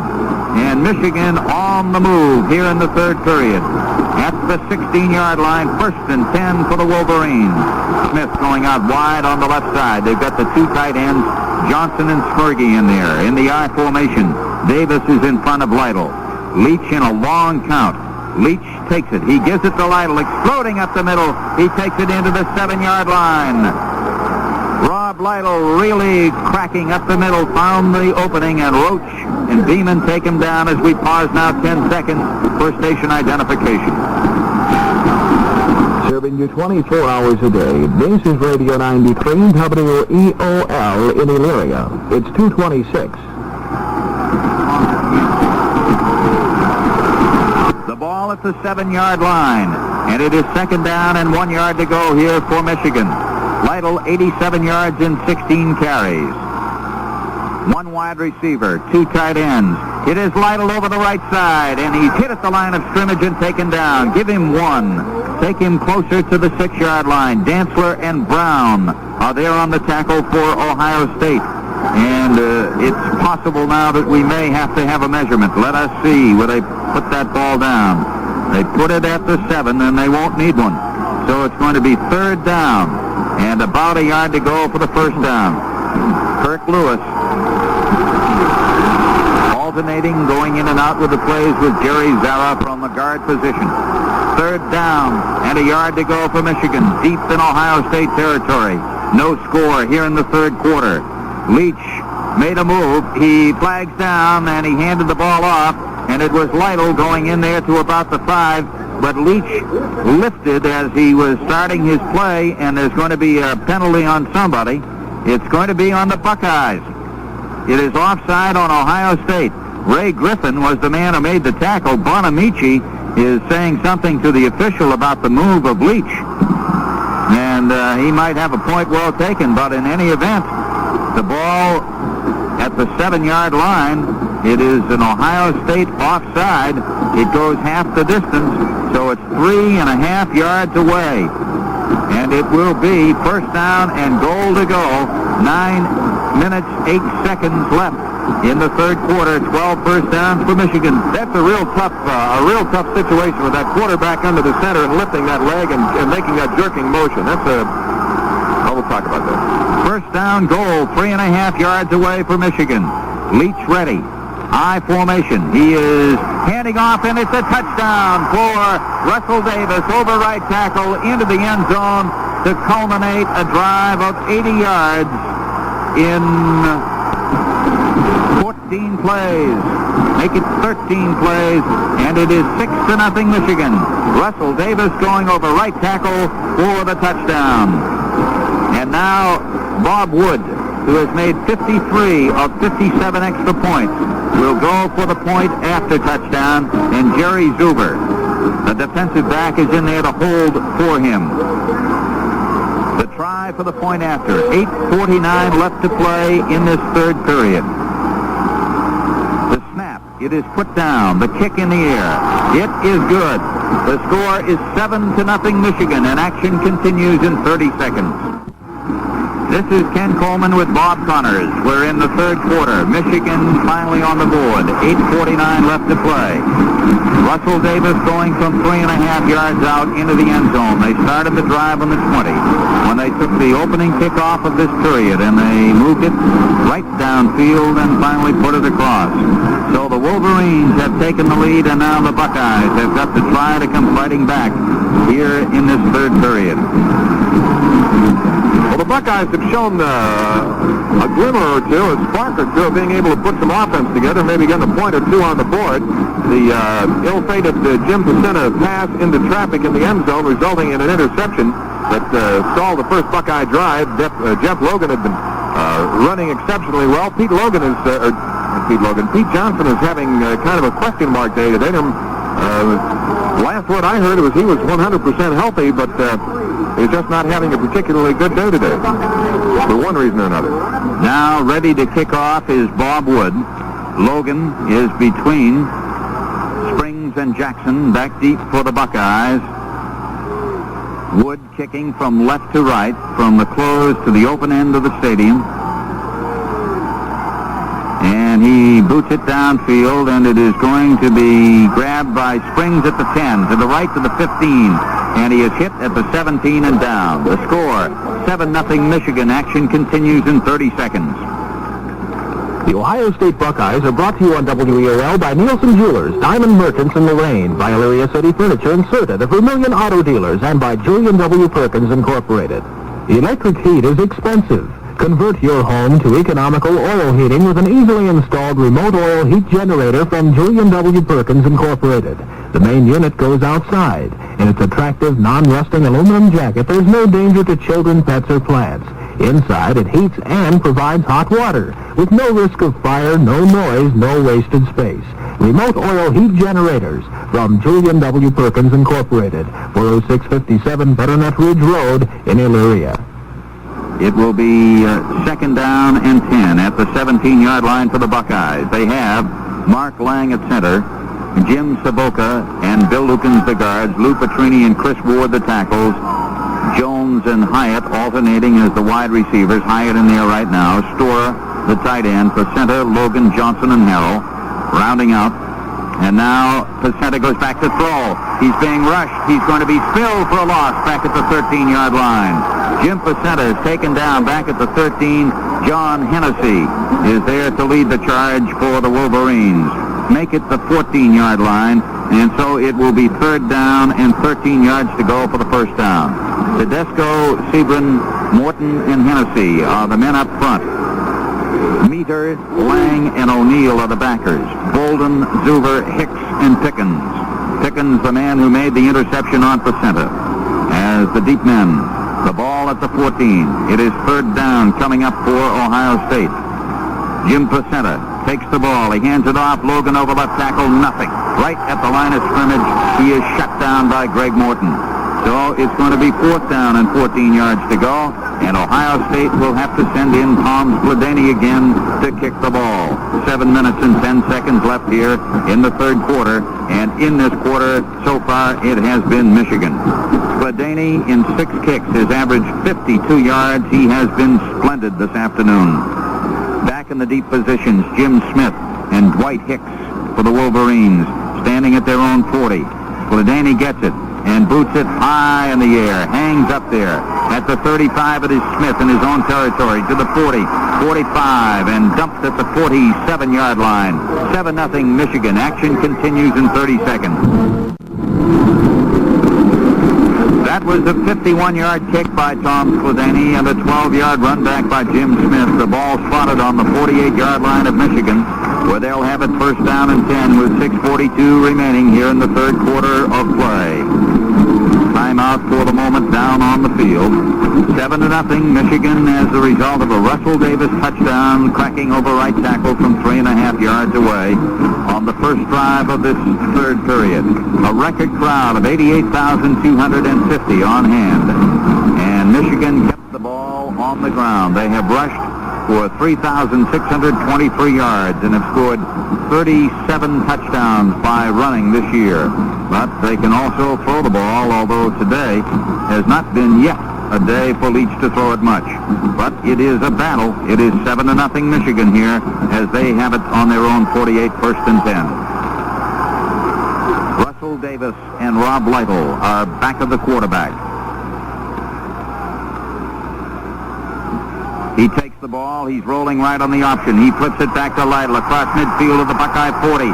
And Lytle goes into the 36-yard line. Rob Lytle is tackled by Ray Griffin, by Tom Roach and Kelton Dantzler, all the way into the 36-yard line on a 17-yard gain by Lytle. Michigan certainly looks like an entirely different team here in this third quarter, Ken, with that zip-zip first half. Apparently they've made some offensive changes. Lytle seems to be getting a little quicker start and getting that quicker spurt. Duncan Griffin now in there in place of Joe Allegro, so he and his brother Ray are the safety men. Leach handing off. Here comes Lytle, and he's into the 32-yard line, slicing right tackle.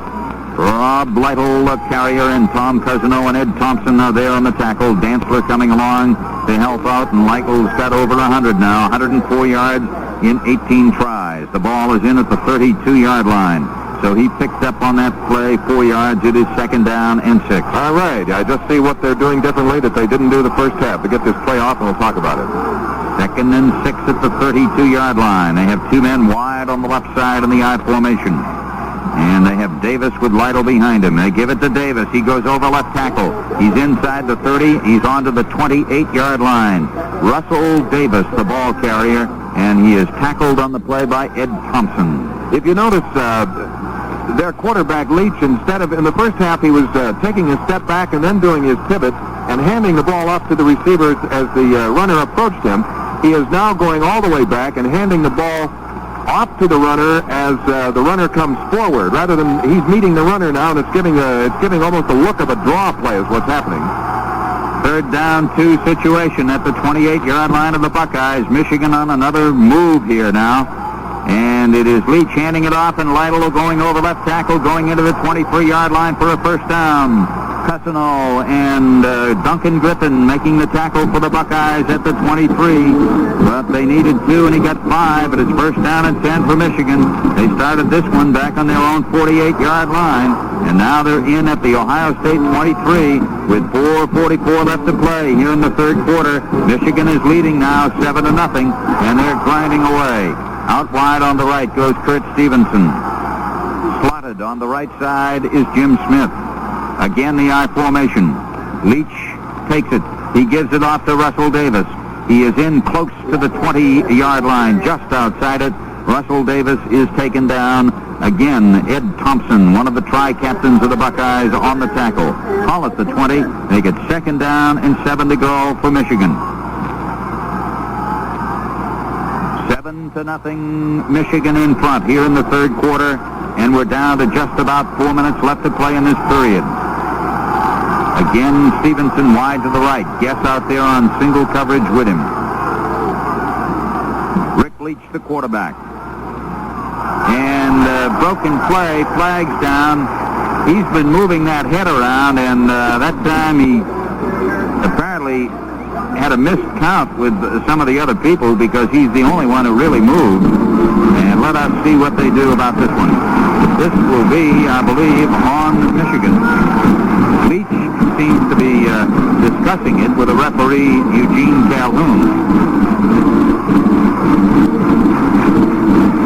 Depending upon the officiating crew determines how much room they give that quarterback to move that right foot or that left foot from that under center position. Some officials, that's something, of course, they talk about or decide before the game, but if they're going to enforce that ruling, that quarterback is just barely allowed to crack that right foot. And it can be very deceptive, and if the defensive lineman is watching that foot, he could possibly pull off on that.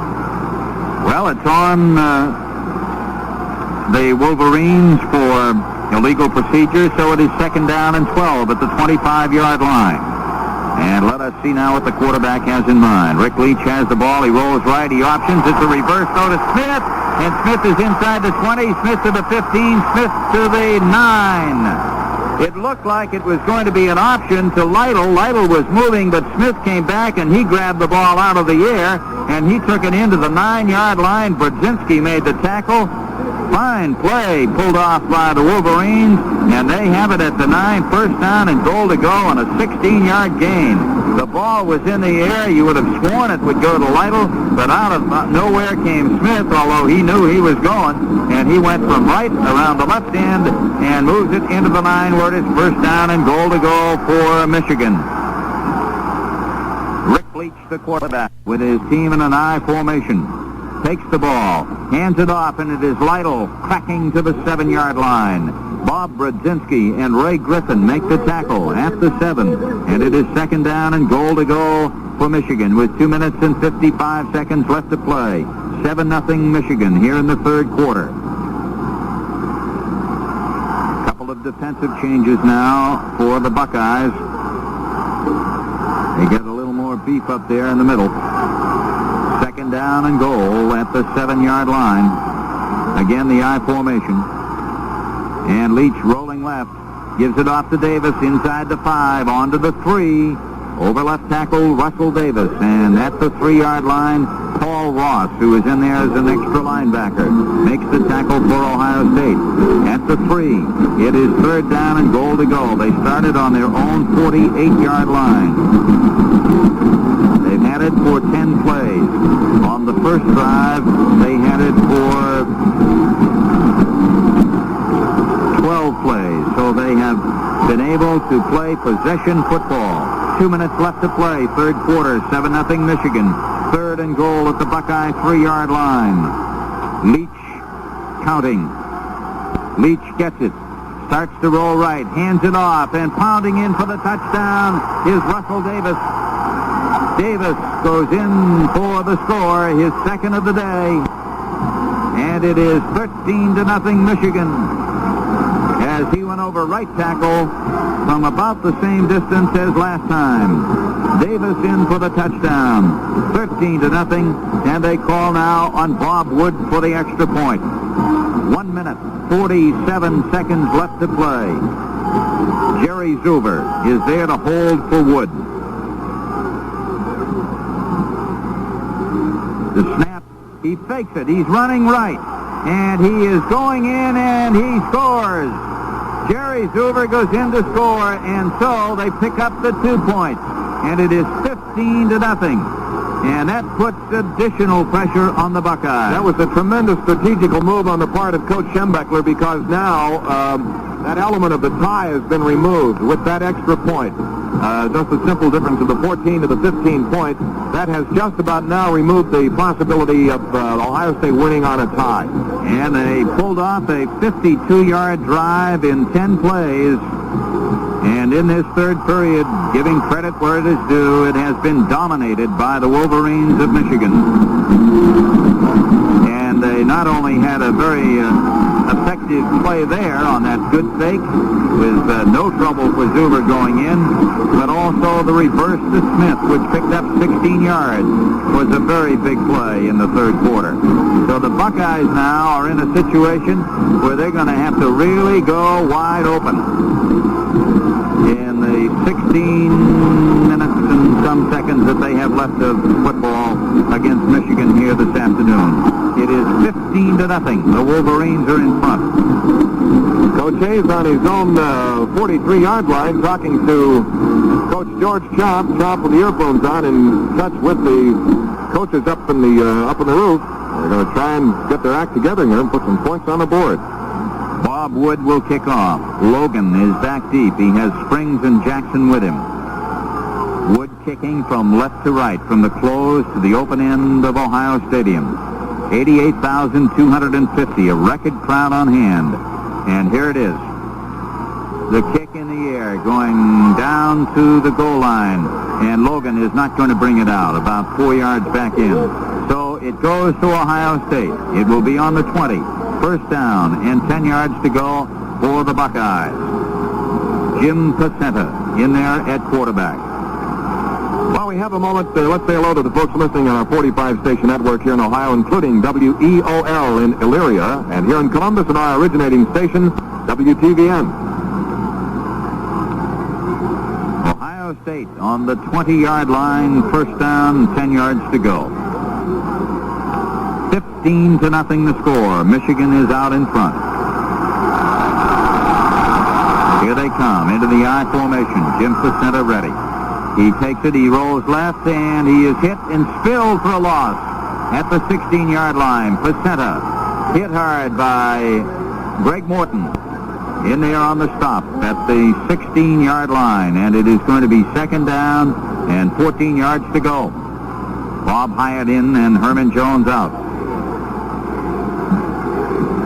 Having been a broadcaster for a good many years and ridden gain on a Saturday afternoon for a lot of football games, I'd just like to say hello to all the boys who are working on the boards today, wherever they are.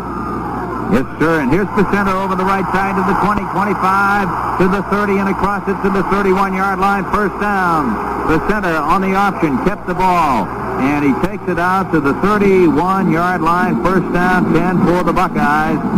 And a minute and 8 seconds left to play here on a 15-yard pickup by Jim Pacenta.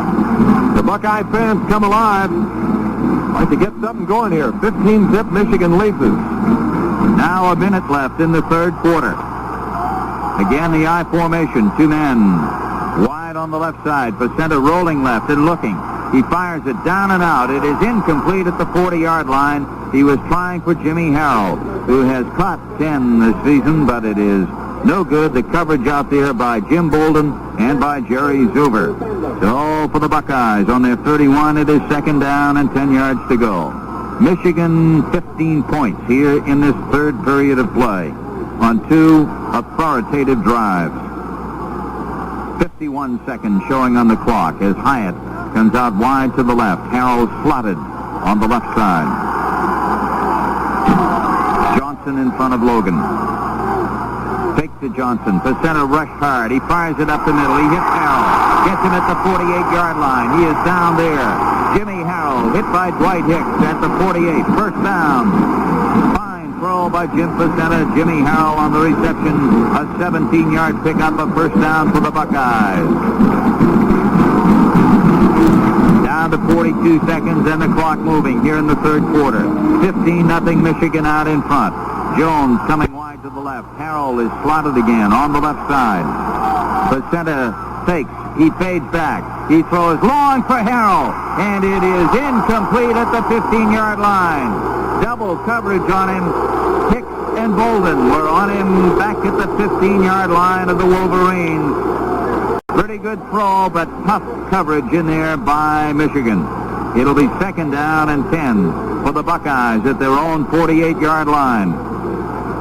Naturally, the booing on behalf of the Ohio State fans, there was double coverage on Jimmy at that time, and depending upon your angle or point of view, you could interpret it as being pass interference, but they just had good coverage on him that time. Second down, 10 Buckeyes. Pacenta 2 of 8 for 16 yards. Now they have a double wing formation with one man, Johnson, behind the quarterback, and Pacenta is starting to run for his life and is still back at the 40. So he loses 8 yards on the play as Greg Morton, an All-American from Akron, is there to make the tackle. Call it the 41-yard line, make it third down, 17 to go, and I don't think we'll get another play in here in this third quarter. The clock is running out here in the third period. Timeout, however, is being called by Ohio State with 3 seconds to play in the third quarter. The Buckeyes have called for a timeout. They have a 3rd and 17 at their own 41-yard line. And as we have just a moment here, we want to take an opportunity to thank Dave Milner and Gene Warman, who have spotted for us over the course of the season, and Jim Holycross, our statistician, and our producer, Dave Parr, for all the help that they have been to Bob and me during the course of this football season. I can't recall any 11 weeks of my life going as fast as these last 11. It's been uncanny. It has been, Bob. They seem to just fly by, and we've had some very exciting things to talk about, and we hope that in the next 15 minutes and 3 seconds of football we'll have more. But right now, we have to say that Michigan has dominated after a very tough first half when Ohio State had the closest chance to score. In this third quarter, it has been Michigan's football game. Well, in order for us to win now, it's 2 touches and a field goal is what we've got to come up with, because when they elected to run for the 2 points, that just kind of messed things up a little bit. At the 41 of the Buckeyes, 3rd and 17. Pacenta's got 4 men going out. He's got a big rush on him. He finally throws upfield and hits. Up at the 42-yard line, Jeff Logan made the catch. And he had people, Pacenta did, all over him that time.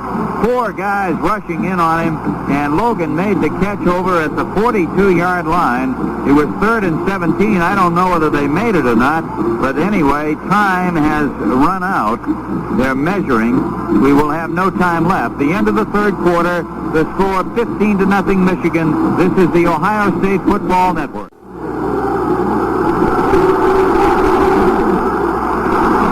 We have 4th down, about 1.5 foot to go for the first down as we get ready for the 4th period of play. This quarter is brought to you by Motorist Insurance Company. Remember, life, auto, home, or business, Motorist Insurance serves you. The Buckeyes obviously are going to go for it here. They're huddling now as we await the opening of the 4th quarter. This is Ken Coleman with Bob Connors.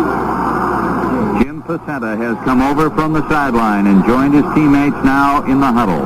This is going to be a very big play. They started on their own 27 plays ago, and it's been a tough go.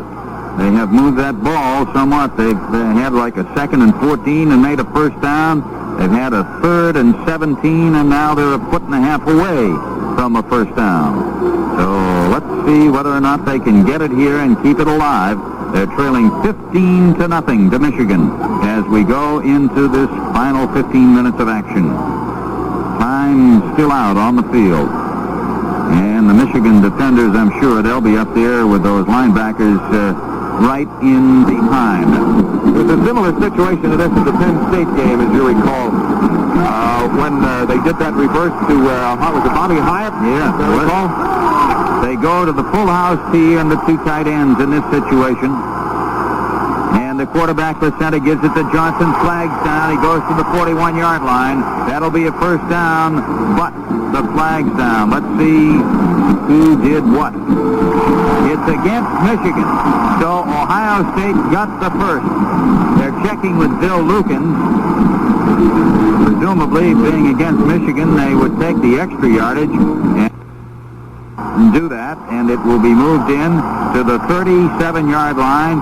First down, 10 yards to go for Ohio State, offside against Michigan. Herman Jones comes into the lineup and tells Jim Placenta what the play is. And Jones is going out wide to the left. So is Jim Harrell. 15-0 Michigan. This is the fourth period of play. Placenta flips it out to Logan. Fumble! Let's see who's got it. A big pile-up. I think it's Michigan. A big pile-up. It is Michigan's football. We'll have to wait and see who is underneath. Another flag, I believe, down on the play. But in any event, under that pile of the Michigan players pointing, and one of the officials had pointed as though it were a first down, but there's still, it is going to be Michigan's football, and it looks as though it was Tom Sebring, a sophomore from Detroit, Michigan. The legal procedure was the call on the Buckeyes, so obviously they refused the penalty. They take the football, and it belongs to Michigan on their own 42-yard line. First down and 10 for the Wolverines. They have a 15-0 lead, and that's a very big play in this game. A pitch out to Jeff Logan, a little bit low and fumbled, and Sebring recovers it for Michigan. The Wolverines come out of the huddle. They send Kurt Stevenson wide to the left. They have slotted on the left side Jim Smith. Rick Leach, the quarterback. He has not been effective in the air today. He gives it to Lytle. He pounds into the middle. He gets a yard to the 43-yard line. Aaron Brown and Eddie Beeman taken at the 43. It will be second down and 9 yards to go for Michigan. Lytle and Davis. Harlan Huckleby has played very little today, probably injured, although we had no report on it. He was out for just one series when Lytle was shaken up. That is, he was in action for one series. Second down, 9, 43-yard line. Leach starts rolling to his right, hands the ball off. It is Davis over right tackle, and Eddie Beeman and Eddie Thompson taken down as he got across the 45-yard line to the 46. The gain is 3. It'll be third down, 6 yards to go for the first down for the Wolverines as they are trying to keep that football moving on the ground. Well, that was their secret in the third period. Ken, they were able to exercise ball control, to maintain possession of the ball in critical situations, and they've been doing it. Third down, 6 for them now on their own 46-yard line. Again, the I formation, the Buckeyes with a 7-man front. Leach rolling right on the option, keeps it, comes across the 50, and is out of bounds over in Ohio State territory up around the 45-yard line, so it looks like he got enough. It is going to be first down for the Wolverines of Michigan at the 45-yard line of Ohio State. We pause 10 seconds for station identification. Serving you 24 hours a day, this is Radio 93 and WEOL in Elyria. At the Buckeye 45, first and 10 for Michigan. Rick Leach, the quarterback, in the I formation. In the center, ready to snap it. Leach handing off and running over right guard, right tackle, and getting from the 45 into the 42 is the sophomore Russell Davis. Kelton Dantzler, Eddie Beeman, Eddie Thompson at the tackle spot on the 42-yard line. Second down and 7 yards to go for the Wolverines. They lead 15-0, and now the clock is down to less than 13 minutes to play in the game. Kurt Stevenson comes wide to the left. Davis is in front of Lytle in the I. 5-man front for the Buckeyes. Leach keeps it, flips it out. Lytle around the left side to the 40, 35, and out of bounds at the 32-yard line. It was Mike Guess who sent him out at the 32. A good piece of running and a first down, Michigan. This quarter is being brought to you by Motorist Insurance Company. Remember, life, auto, home, or business, Motorist Insurance serves you. At the 32-yard line of Ohio State, it is first down 10 for Michigan. Mark Smirgy from Cincinnati, Ohio, a sophomore, is into the lineup now. Lytle is also going out of the lineup as Russell Davis has Harlan Huckleby in there with him. Huckleby just now arriving on the scene. Kirk Lewis in there. And we're going to have a timeout. The score, 15-0 Michigan, and action continues after this from Motorist Insurance Company. 12 minutes, 37 seconds left in this game. Michigan leading the Buckeyes 15-0. On a spotless Buckeye sky this afternoon, the Buckeyes just haven't seemed to have been able to get it together here in the third period and this far into the fourth period. Of course, there's no way we're saying the game is over, but Michigan has been playing defensive ball, probably the best defense they've played all year. The Buckeyes don't seem to have their sails deflated for any reason at all, except Michigan is playing an outstanding game. Maybe it's that old line about Michigan just seems to want it a little more. The Buckeyes have had offensive. They've had good moments. There's been a couple of scoring opportunities, one scoring opportunity that just a bad break, and the Buckeyes would have had some points on the board. And Michigan wisely, off a touchdown, elected to go for the 2 points, and out of the hold position, they did score. So it's 15-0. They're on the move, and once again, Ken Coleman. They've got 6 plays into this drive, and they're at the Buckeye 32. They started on their own 42-yard line, and Leach hands it off, and squirming for a yard over left guard is Russell Davis with Tom Cousino making the tackle at the 30-yard line. Give him 2 yards and make it second down and 8. Now Lytle comes back in, and Huckleby goes to the sideline. So I'd have to guess that Harlan Huckleby is hurting today because he and Lytle have done the bulk of the ball carrying for this team. Davis hasn't played that often, although he had carried 71 times. Huckleby had carried 147 and had 11 touchdowns. Second down, 8 at the 30-yard line of Ohio State. Leach rolling right on the option. He flips it back to Lytle. He sweeps. He's inside the 25 and on to the 23. Nick Bonamici makes the tackle for Ohio State at the 23-yard line of the Buckeyes, and so it is going to be third down coming up and a yard to go for the first down for Michigan as they continue to keep the ball. They are now 8 plays into this drive, which started on their own 42, and we are now down to 11 and a half minutes to play in the game. We're in the fourth period. Michigan out in front, 15-0. Jim Smith wide to the left. They've got the 2 tight ends in there now, Smirgy and Johnson.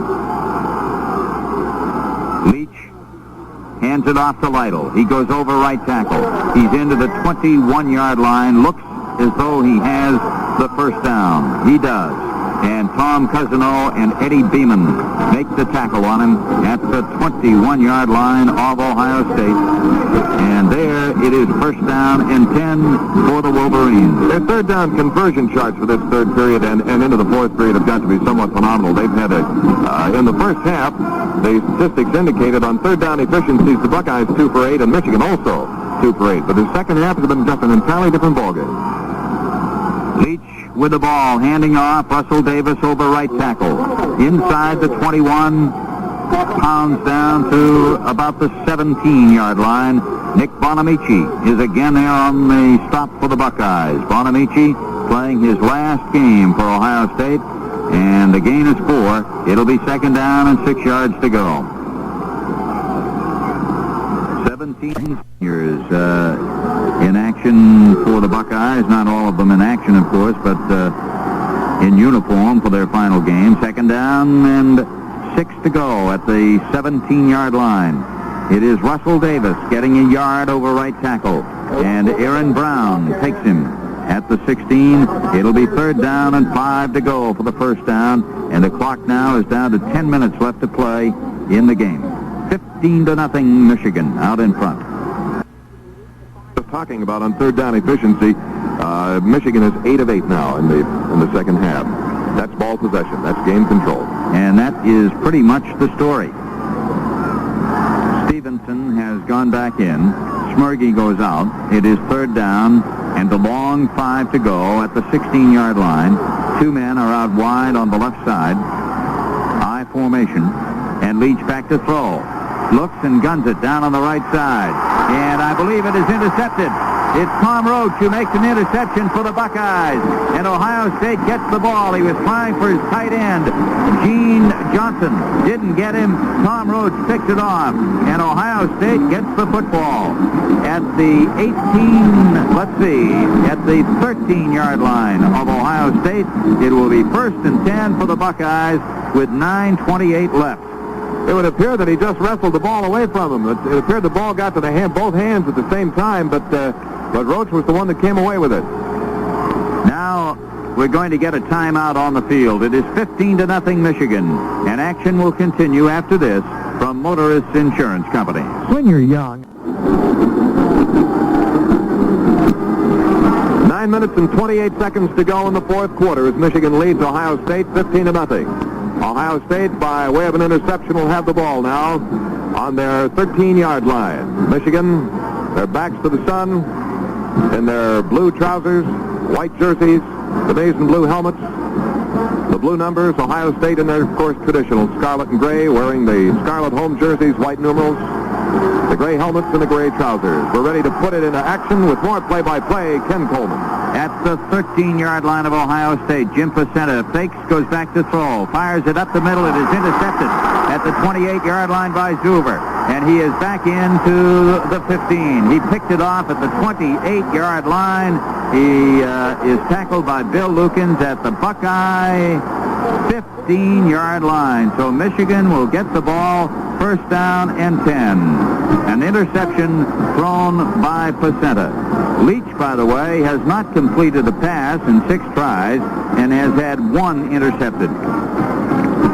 So that is the second one, and the other one Pacenta threw was picked off by Jim Pickens in the end zone, and that was in the 2nd quarter of play. At the Buckeye 15, 1st down, 10 yards to go for Michigan. Rick Leach, the quarterback, takes it, hands it off to Lytle over right tackle, and he is all the way into the 4. He exploded over the right side, found an opening, did some things on his own, got to the 4. Brodzinski and Duncan Griffin make the tackle at the 4-yard line, and there it is 1st down, goal to go for Michigan. They lead 15-0, and they're knocking on the door again. Coach Hayes standing on his 35-yard line. He's been talking to his offensive coordinator, George Chopp, and very calm. At the 4, it is 1st down, goal to go. Leach ready. Buckeyes have everybody up on the line. He gives it to Russell Davis. He gets about a yard from the 4 into the 3-yard line, 2nd down and goal. Ohio State, 7 first downs in the game. Michigan has 19. Brodzinski made the tackle on that last play. And it's at the 3, 2nd down and goal. 8 play. Michigan leading 15-0. Jim Smith coming out wide on the left side. Mike Guest covering him. Leach to Lytle, and he scores. Rob Lytle over right tackle and into the end zone, and it is 21-0. So Lytle from Fremont, Ohio, takes it in for the touchdown, and the Wolverines of Michigan now have a 21-0 lead as they send in Bob Wood with Jerry Zuber to hold in the attempt for the extra point.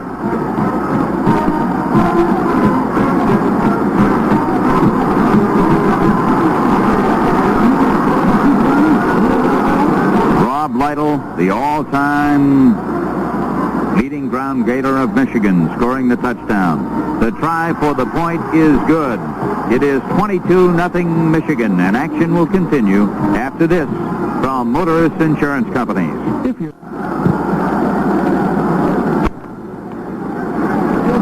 This is Ken Coleman with Bob Connors at Ohio Stadium. We're in the fourth quarter, 8 minutes and 13 seconds left, and Michigan leads Ohio State 22-0. From the open to the closed end of the stadium, we're ready for the kickoff. And Bob Wood is the man who does the booting. Logan is the man back deep for the Buckeyes. And we have Springs and Jackson beside him. Logan looking into the sun at the goal line. The others up on the 5.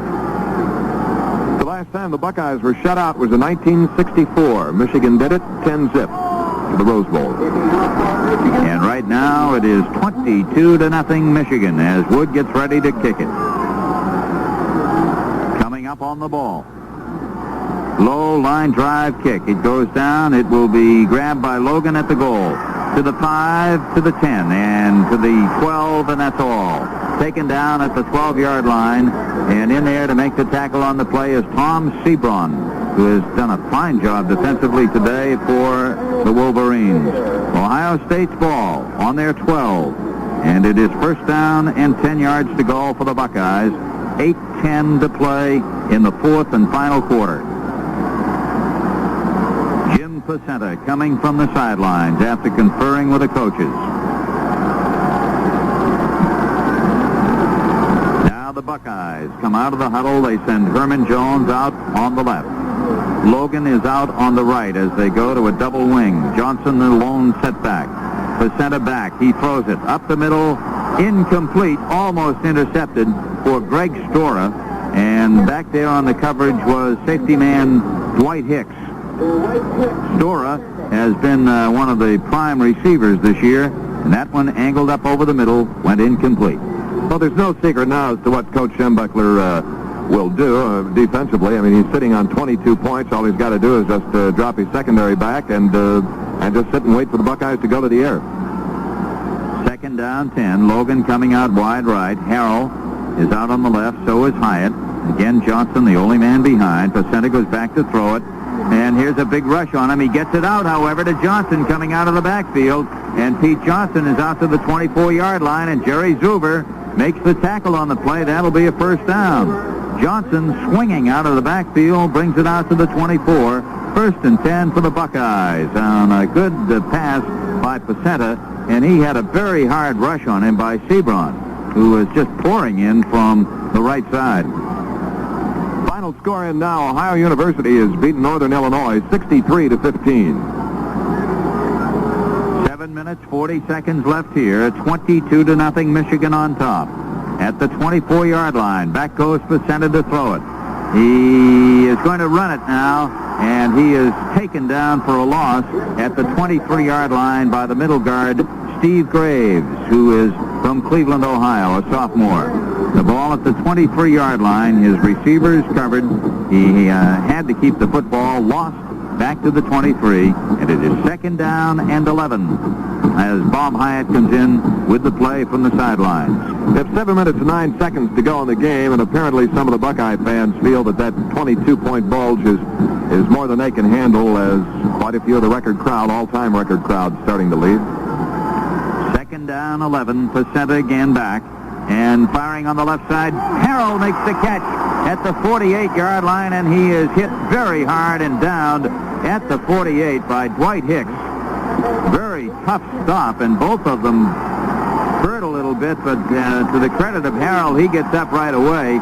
Hicks hit him so hard that Hicks got shaken up on the play, and the ball is up at the 48-yard line of the Buckeyes, first and 10 on a 25-yard gain. 6 minutes and 45 seconds left. Jones to the right, and Harrell out there with him. 5-man Michigan line. And the handoff to Logan. He gets a yard from the 48 to the 49-yard line, and Tom Sebron is there to make the tackle at the 49. So it is second down, 9 yards to go for Ohio State. I think in the war of words that certainly is going to be waged now until next year this time, I think the Buckeye fans probably could adjust eventually, maybe perhaps to a defeat, but I think a shutout will be a little harder to handle. At the 49, it is second and 9. On the option, rolling right for center. He flips it back to Logan to the 45 and diving forward to the 42-yard line of Michigan.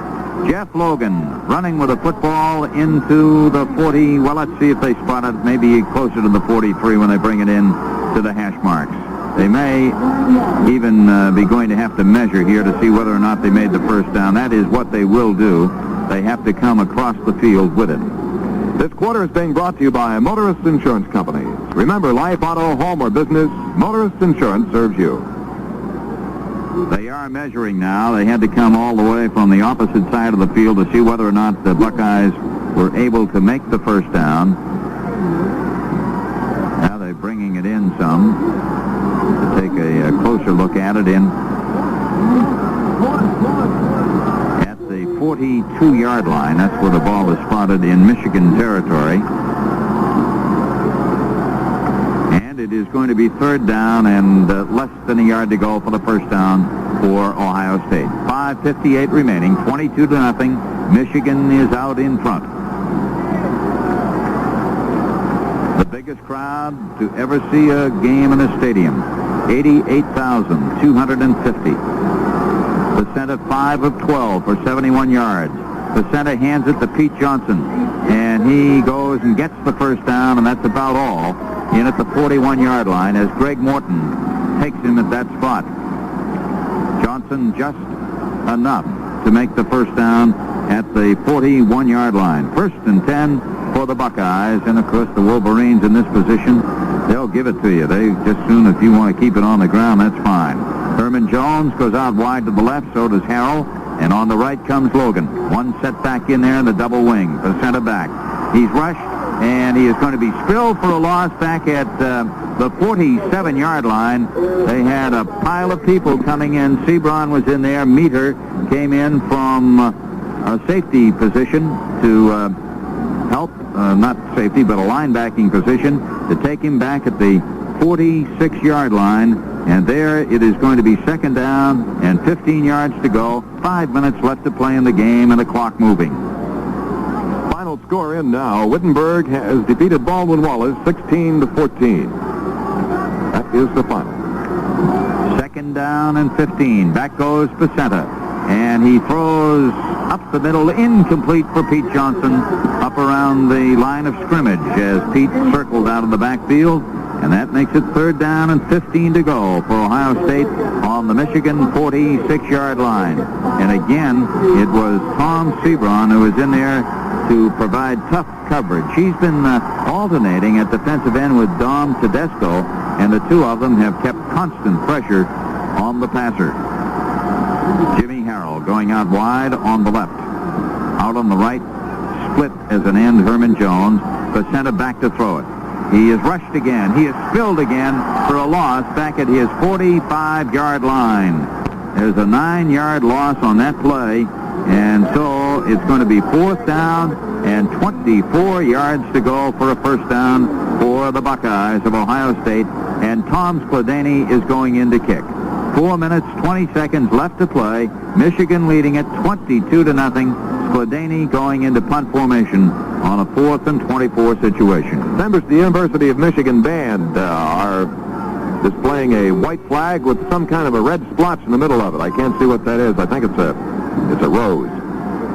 Here's the kick by Skladany, who's averaged 51.5 this afternoon. It bounces on the 8-yard line, is rolling down close to the goal line, and it goes on into the end zone. They were trying to cover the whole flock of Buckeyes around it, and Bill Lukens touched it, and he thought he had it down the inside close up there, but he didn't, and so it'll come out to the 20. It goes as a touchback. That was a 55-yard kick. Timeout is called by Ohio State. The score is 22-0 Michigan. Action will continue after this message from Motorist Insurance Company. At the 20-yard line of the Wolverines of Michigan. They have it first down and 10 yards to go. 22-0 Michigan in front. 3 minutes and 52 seconds left to play in the game. Time still out on the field. And, of course, in this situation, which they have done for that matter most of the day, it was a scoreless first half. Michigan will just try to keep it on the ground and grind out the yardage here and use up the clock. They send Smith out wide on the right. In the backfield, they have Lytle and now Huckleby in back of him. Rick Leach, the quarterback. Handing off and coming up the middle is Lytle to the 30 and on to the 34-yard line. A quick hitter with Rob Lytle working in the fullback spot here, and Ray Griffin takes him down at the 34-yard line after a 14-yard gain. First down, 10 for Michigan. Jeff Logan has 70 yards on 16 tries, and Lytle is in with about 162 yards on 26 attempts, so it's quite a difference. At the 34-yard line, first down and 10 for Michigan. Leach again to Lytle. Lytle coming over the middle and then angling to the left and picking up short yardage from the 34 to the 37 and tackling Eddie Beeman and Kelton Dantzler. Second down and 7 to go for Michigan. Lytle getting up a bit slowly, but he's okay. And we're down now to where it says 3:10 left to play in the game. I guess, Ken, all year you've been objective, and I've been the resident homer, but I certainly did not expect 22-point lead. I did not expect 22-0. Well, at halftime, it wouldn't have appeared that way then, Bob. But now, in the last 30 minutes of football, it has been Michigan dominating. The handoff goes to Huckleby. He's up the middle. He cuts to the right, to the outside, to the 50, the 45, the 40, and he is sent out of bounds by Ray Griffin's block tackle on a splendid run. Harlan Huckleby takes it to Ohio State territory into the 38-yard line of the Buckeyes, where it will be first and 10 for Michigan. Call it the 37 when they put the ball down. That was a 25-yard gain by Huckleby, a sophomore who had carried the ball 147 times this season, but had not been used very much this afternoon, as Davis and Lytle have been in most of the time. Now it is Lytle with Huckleby behind him. It is Huckleby again, and he cuts right tackle and spins off a couple of tacklers, and he is going to take the ball into about the 27-yard line, making the stop Tom Cousineau along with Ray Griffin. And if that's not a first down, it's going to be pretty close. Well, all the speculation is out now on the bowls and which one Ohio State will select. And, of course, the bowl committees submit, or the teams submitted to the Big Ten. You know, they have voted and indicated which bowl they will take. It is second down, less than a yard to go for Michigan at the 27-yard line of the Buckeyes. Here's Huckleby over the right side, and he is taken at the line of scrimmage, and Ed Thompson was there to make the tackle on the play for Ohio State. At the 27-yard line, it's going to be third down and 1. We have less than 2 minutes left in the game now. Check it. He made enough for the first down. His forward progress took him into the 26, and there it is first down and 10 to go for Michigan. Rob Lytle has just been taken out of the game. Coach Bo Schembechler shaking his hand, congratulating him on an outstanding individual performance today for Rob Lytle. Now Rick Leach, the quarterback, is ready. And he hands off, and it's Huckleby coming up the middle and going in from the 26 to the 21-yard line on a gain of 5 yards. Again, it is Ed Thompson who makes the tackle. It'll be second down and 5 yards to go for Michigan.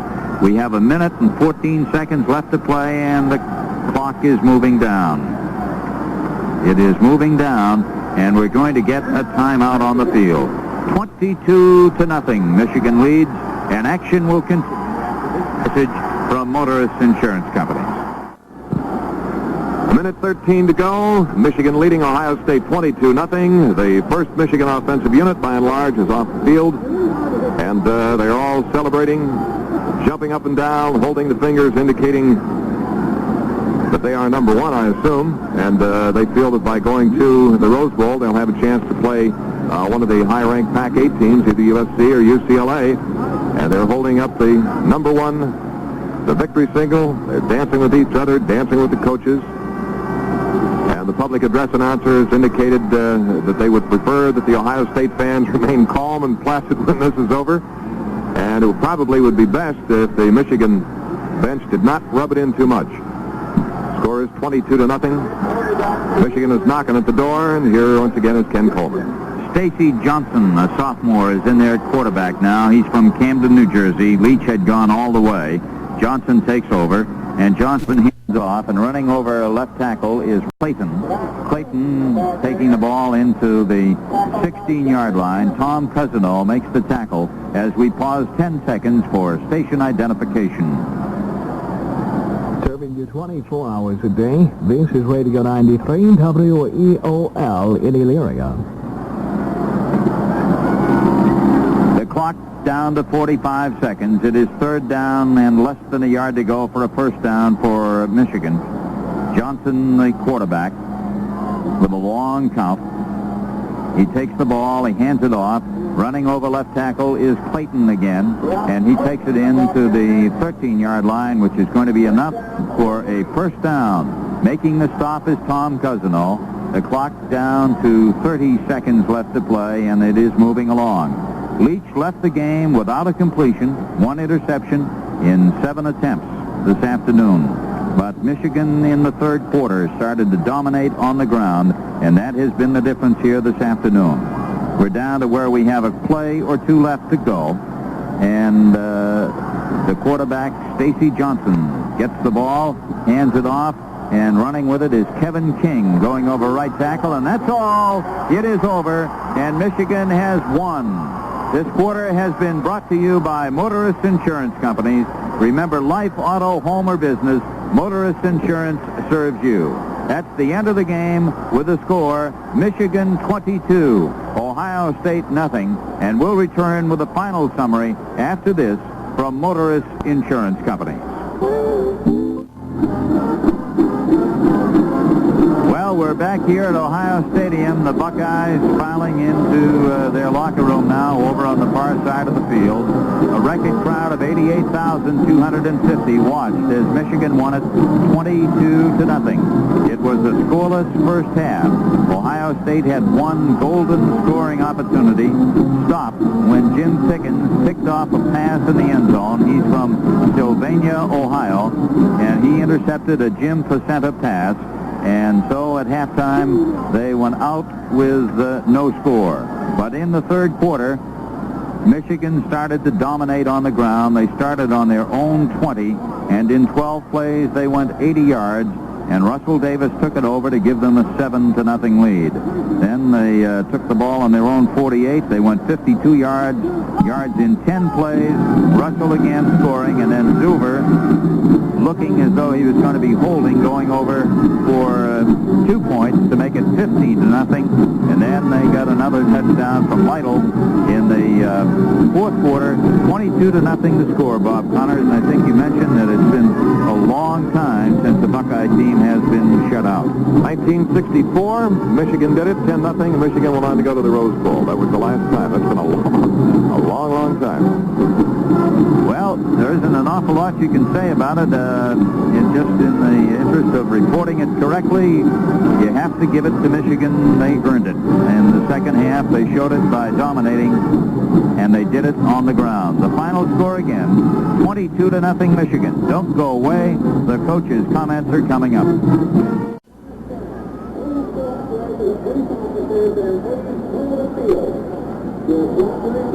Final score, Michigan over Ohio State, 22-0. This is Bob Connors, Ken Coleman, the coach's corner. And we have as our first guest, the offensive coordinator, Ralph Staub. Coach, you and I have been looking at each other for about the last 3 minutes here. You'd look at me, and I'd look at you, and I don't think either of us has said a word. And I guess this is a time, this period after the game, is to reflect on victory and or defeat. And since the ambush by Missouri earlier in the year, the team had been gradually improving, steadily improving. We've gotten better. We suffered the loss of Rod Gerald and collected itself after that. We were able to put points on the board. We were able to score, and now maybe you can tell us something. Bob, you're probably right there. Again, I'm almost speechless coming up here because I guess the best thing to say, and I wanted to say this, but I think Michigan deserved this. Physically, we took a pretty good licking out there, both offensively and defensively. I think probably the turning point of the ball game, I believe, was in the first half when we had the opportunity to move the ball down in the score, and they intercepted in the end zone. And I think that sort of turned it around a little bit because up to that time, I think the game was a fairly even ball game. We might have hit a few more yards, I think 111 or something like that, 107. And it was a defensive battle all the way through, and I think the third quarter, if I'm not mistaken, I think we only had the ball 3 snaps, and they sort of controlled the ball in the third quarter, and they put the points on the board. Well, since 1964, we've not been shut out. I mean, it's just, I'm not going to say it's uncanny, or I think that, what can you say? I mean, the team, it's not that, maybe Michigan is that good. Let's look at it that way. Maybe it's not that we're that 22-zip bad, it's maybe Michigan is just 22-zip good. Well, I think they've got a good football team, taking nothing away from them, and they deserve the victory today, beyond a doubt.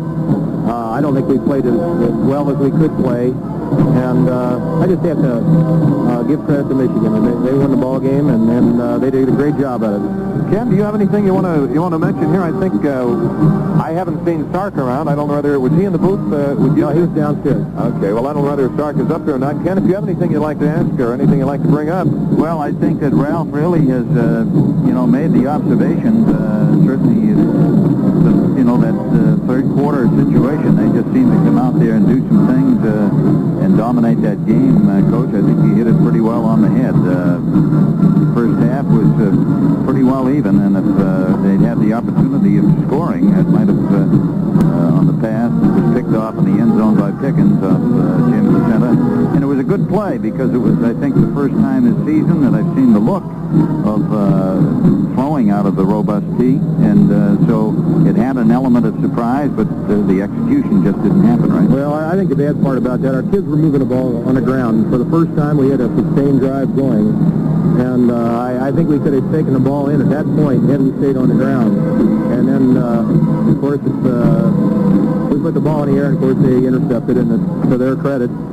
And I think you're right. I think I noticed here they got 8 out of 8, third down that they converted, and they're controlling the ball in the second half. I think really turned the tide around. The other weakness I think that we had today out there was our punt coverage. Giving Smith the credit, he brought the ball back, and he had good yardage on punt returns. So I think we could have had him in a hole a couple times there. One time I think he fumbled the ball twice, and still he was able to pick up 15 or 20 yards on a punt return. So from a kicking aspect, Tom Skladany did a great job, but our coverage was not as good as we'd like to have it. Right. Well, if we know it's tough to come up like this, and Bob and I appreciate it very much. Bob? I have just one quick question, and Ralph, I understand you don't have to answer this, and you might not even know, but can you recall which, or if the team has yet voted on a bowl bid or a postseason game, or how they might have voted, and I don't want to put you on the spot. No, Bob, let me just say this. I think our kids had every intention of coming in and winning this ball game and going to the Rose Bowl. Mm-hmm. So our minds have been on the Rose Bowl, winning this game and going on, so we hadn't given too much thought to the other bowls. Okay, we'll have more in 60 seconds. Well, we're back here at Ohio Stadium. Michigan has won it by a score of 22-0, and I don't believe we're going to have an opportunity, Bob, to talk with another member of the coaching staff, which we had hoped to, the players down below, and of course, because of the fact that you and I have been doing Ohio State football all season long and enjoy it very much, and of course you're here in Columbus all year, and I've been associated in the past with Ohio State. A disappointing day. I don't care how much of a journalist you attempt to be. When you're around the club all season long, you do become emotionally involved with them, and it's it is disappointing, and especially too when you look at these fellows that came out yesterday for the traditional business of the last tackle and all of the things that have been happening in the community during the week, the pep rallies, the luncheons, all of the things that take place when it comes to the Michigan game. But again, you can't take it away from the fellows who did it for the Michigan football team. They did not get a good performance throwing the ball, at least, from Leach this afternoon, and yet they got it done. Well, I guess the way I feel about it as of right now, naturally, I can't comprehend 22-0, period. So I just can't buy that yet. It'll sink in, I'm sure. But at least one thing, as far as I'm concerned, the things, all the pregame hoopla, all the business that went on here in Columbus, half the fun was getting here. And now that we're here at the 22-0, and you look at some of the unofficial stats we have with Michigan, with 370 yards they ran against us. They did not complete a pass. There was no passing yardage. And we were only able to come up with 172 total net yards. So that pretty much tells the story. Rob Lytle with 165 yards, and Jeff Logan only with 70 yards for the day. So those have been some of the things that came in to play for that 22-0 Michigan win. We'll have more in just 60 seconds. Well, we're back here at Ohio Stadium, and would like to take this opportunity to thank the fellows who have worked with us this year. Tim Holycross. And Tim, you have played football for the Buckeyes and played very well for them, and I'm sure that this has to be disappointing for you. Well, Ken, this really is a rarity for me. I played with the Bucs for 4 years, and never were we beat more than by 2 or 3 points. Matter of fact, we only lost, I think, twice in that 4-year period, and both defeats were only by a point.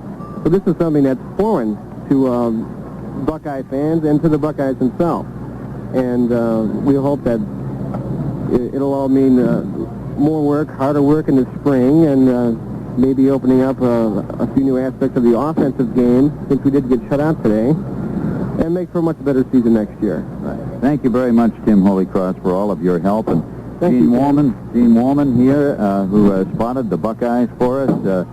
He'll be on WTVN radio tomorrow morning playing the trumpet in his inimitable style. And, Gene, our thanks to you, really, for all the help you've been to us this season. Well, thanks, Ken. It's been great fun. I think as Bob mentioned a minute ago, getting here is half the fun, and it's been a great season, and I don't think people should lose sight of the fact that we are co-champions of the Big Ten, in spite of the very disappointing loss today. Right. And Dave Milner, our thanks to you. Dave has been spotting the opposition for us during the season and keeping us informed as to who is doing what. An extra set of eyes, always important to those of us here in the booth, and Bob and I want to thank you, Dave. Well, I too, Ken, want to thank you for the experience I've had this year working with you, a professional announcer. It's been a tremendous privilege for me, and also with Bob, and I just thank you for that opportunity, and see you next year. Okay.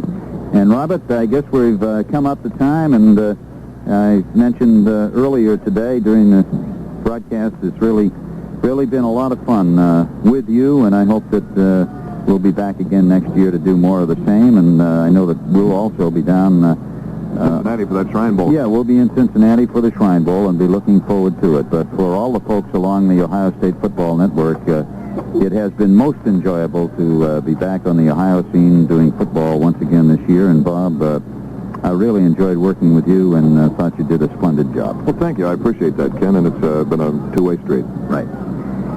So that's it. The review of today's game has been brought to you by Motorists Insurance Companies and Capital Financial Services.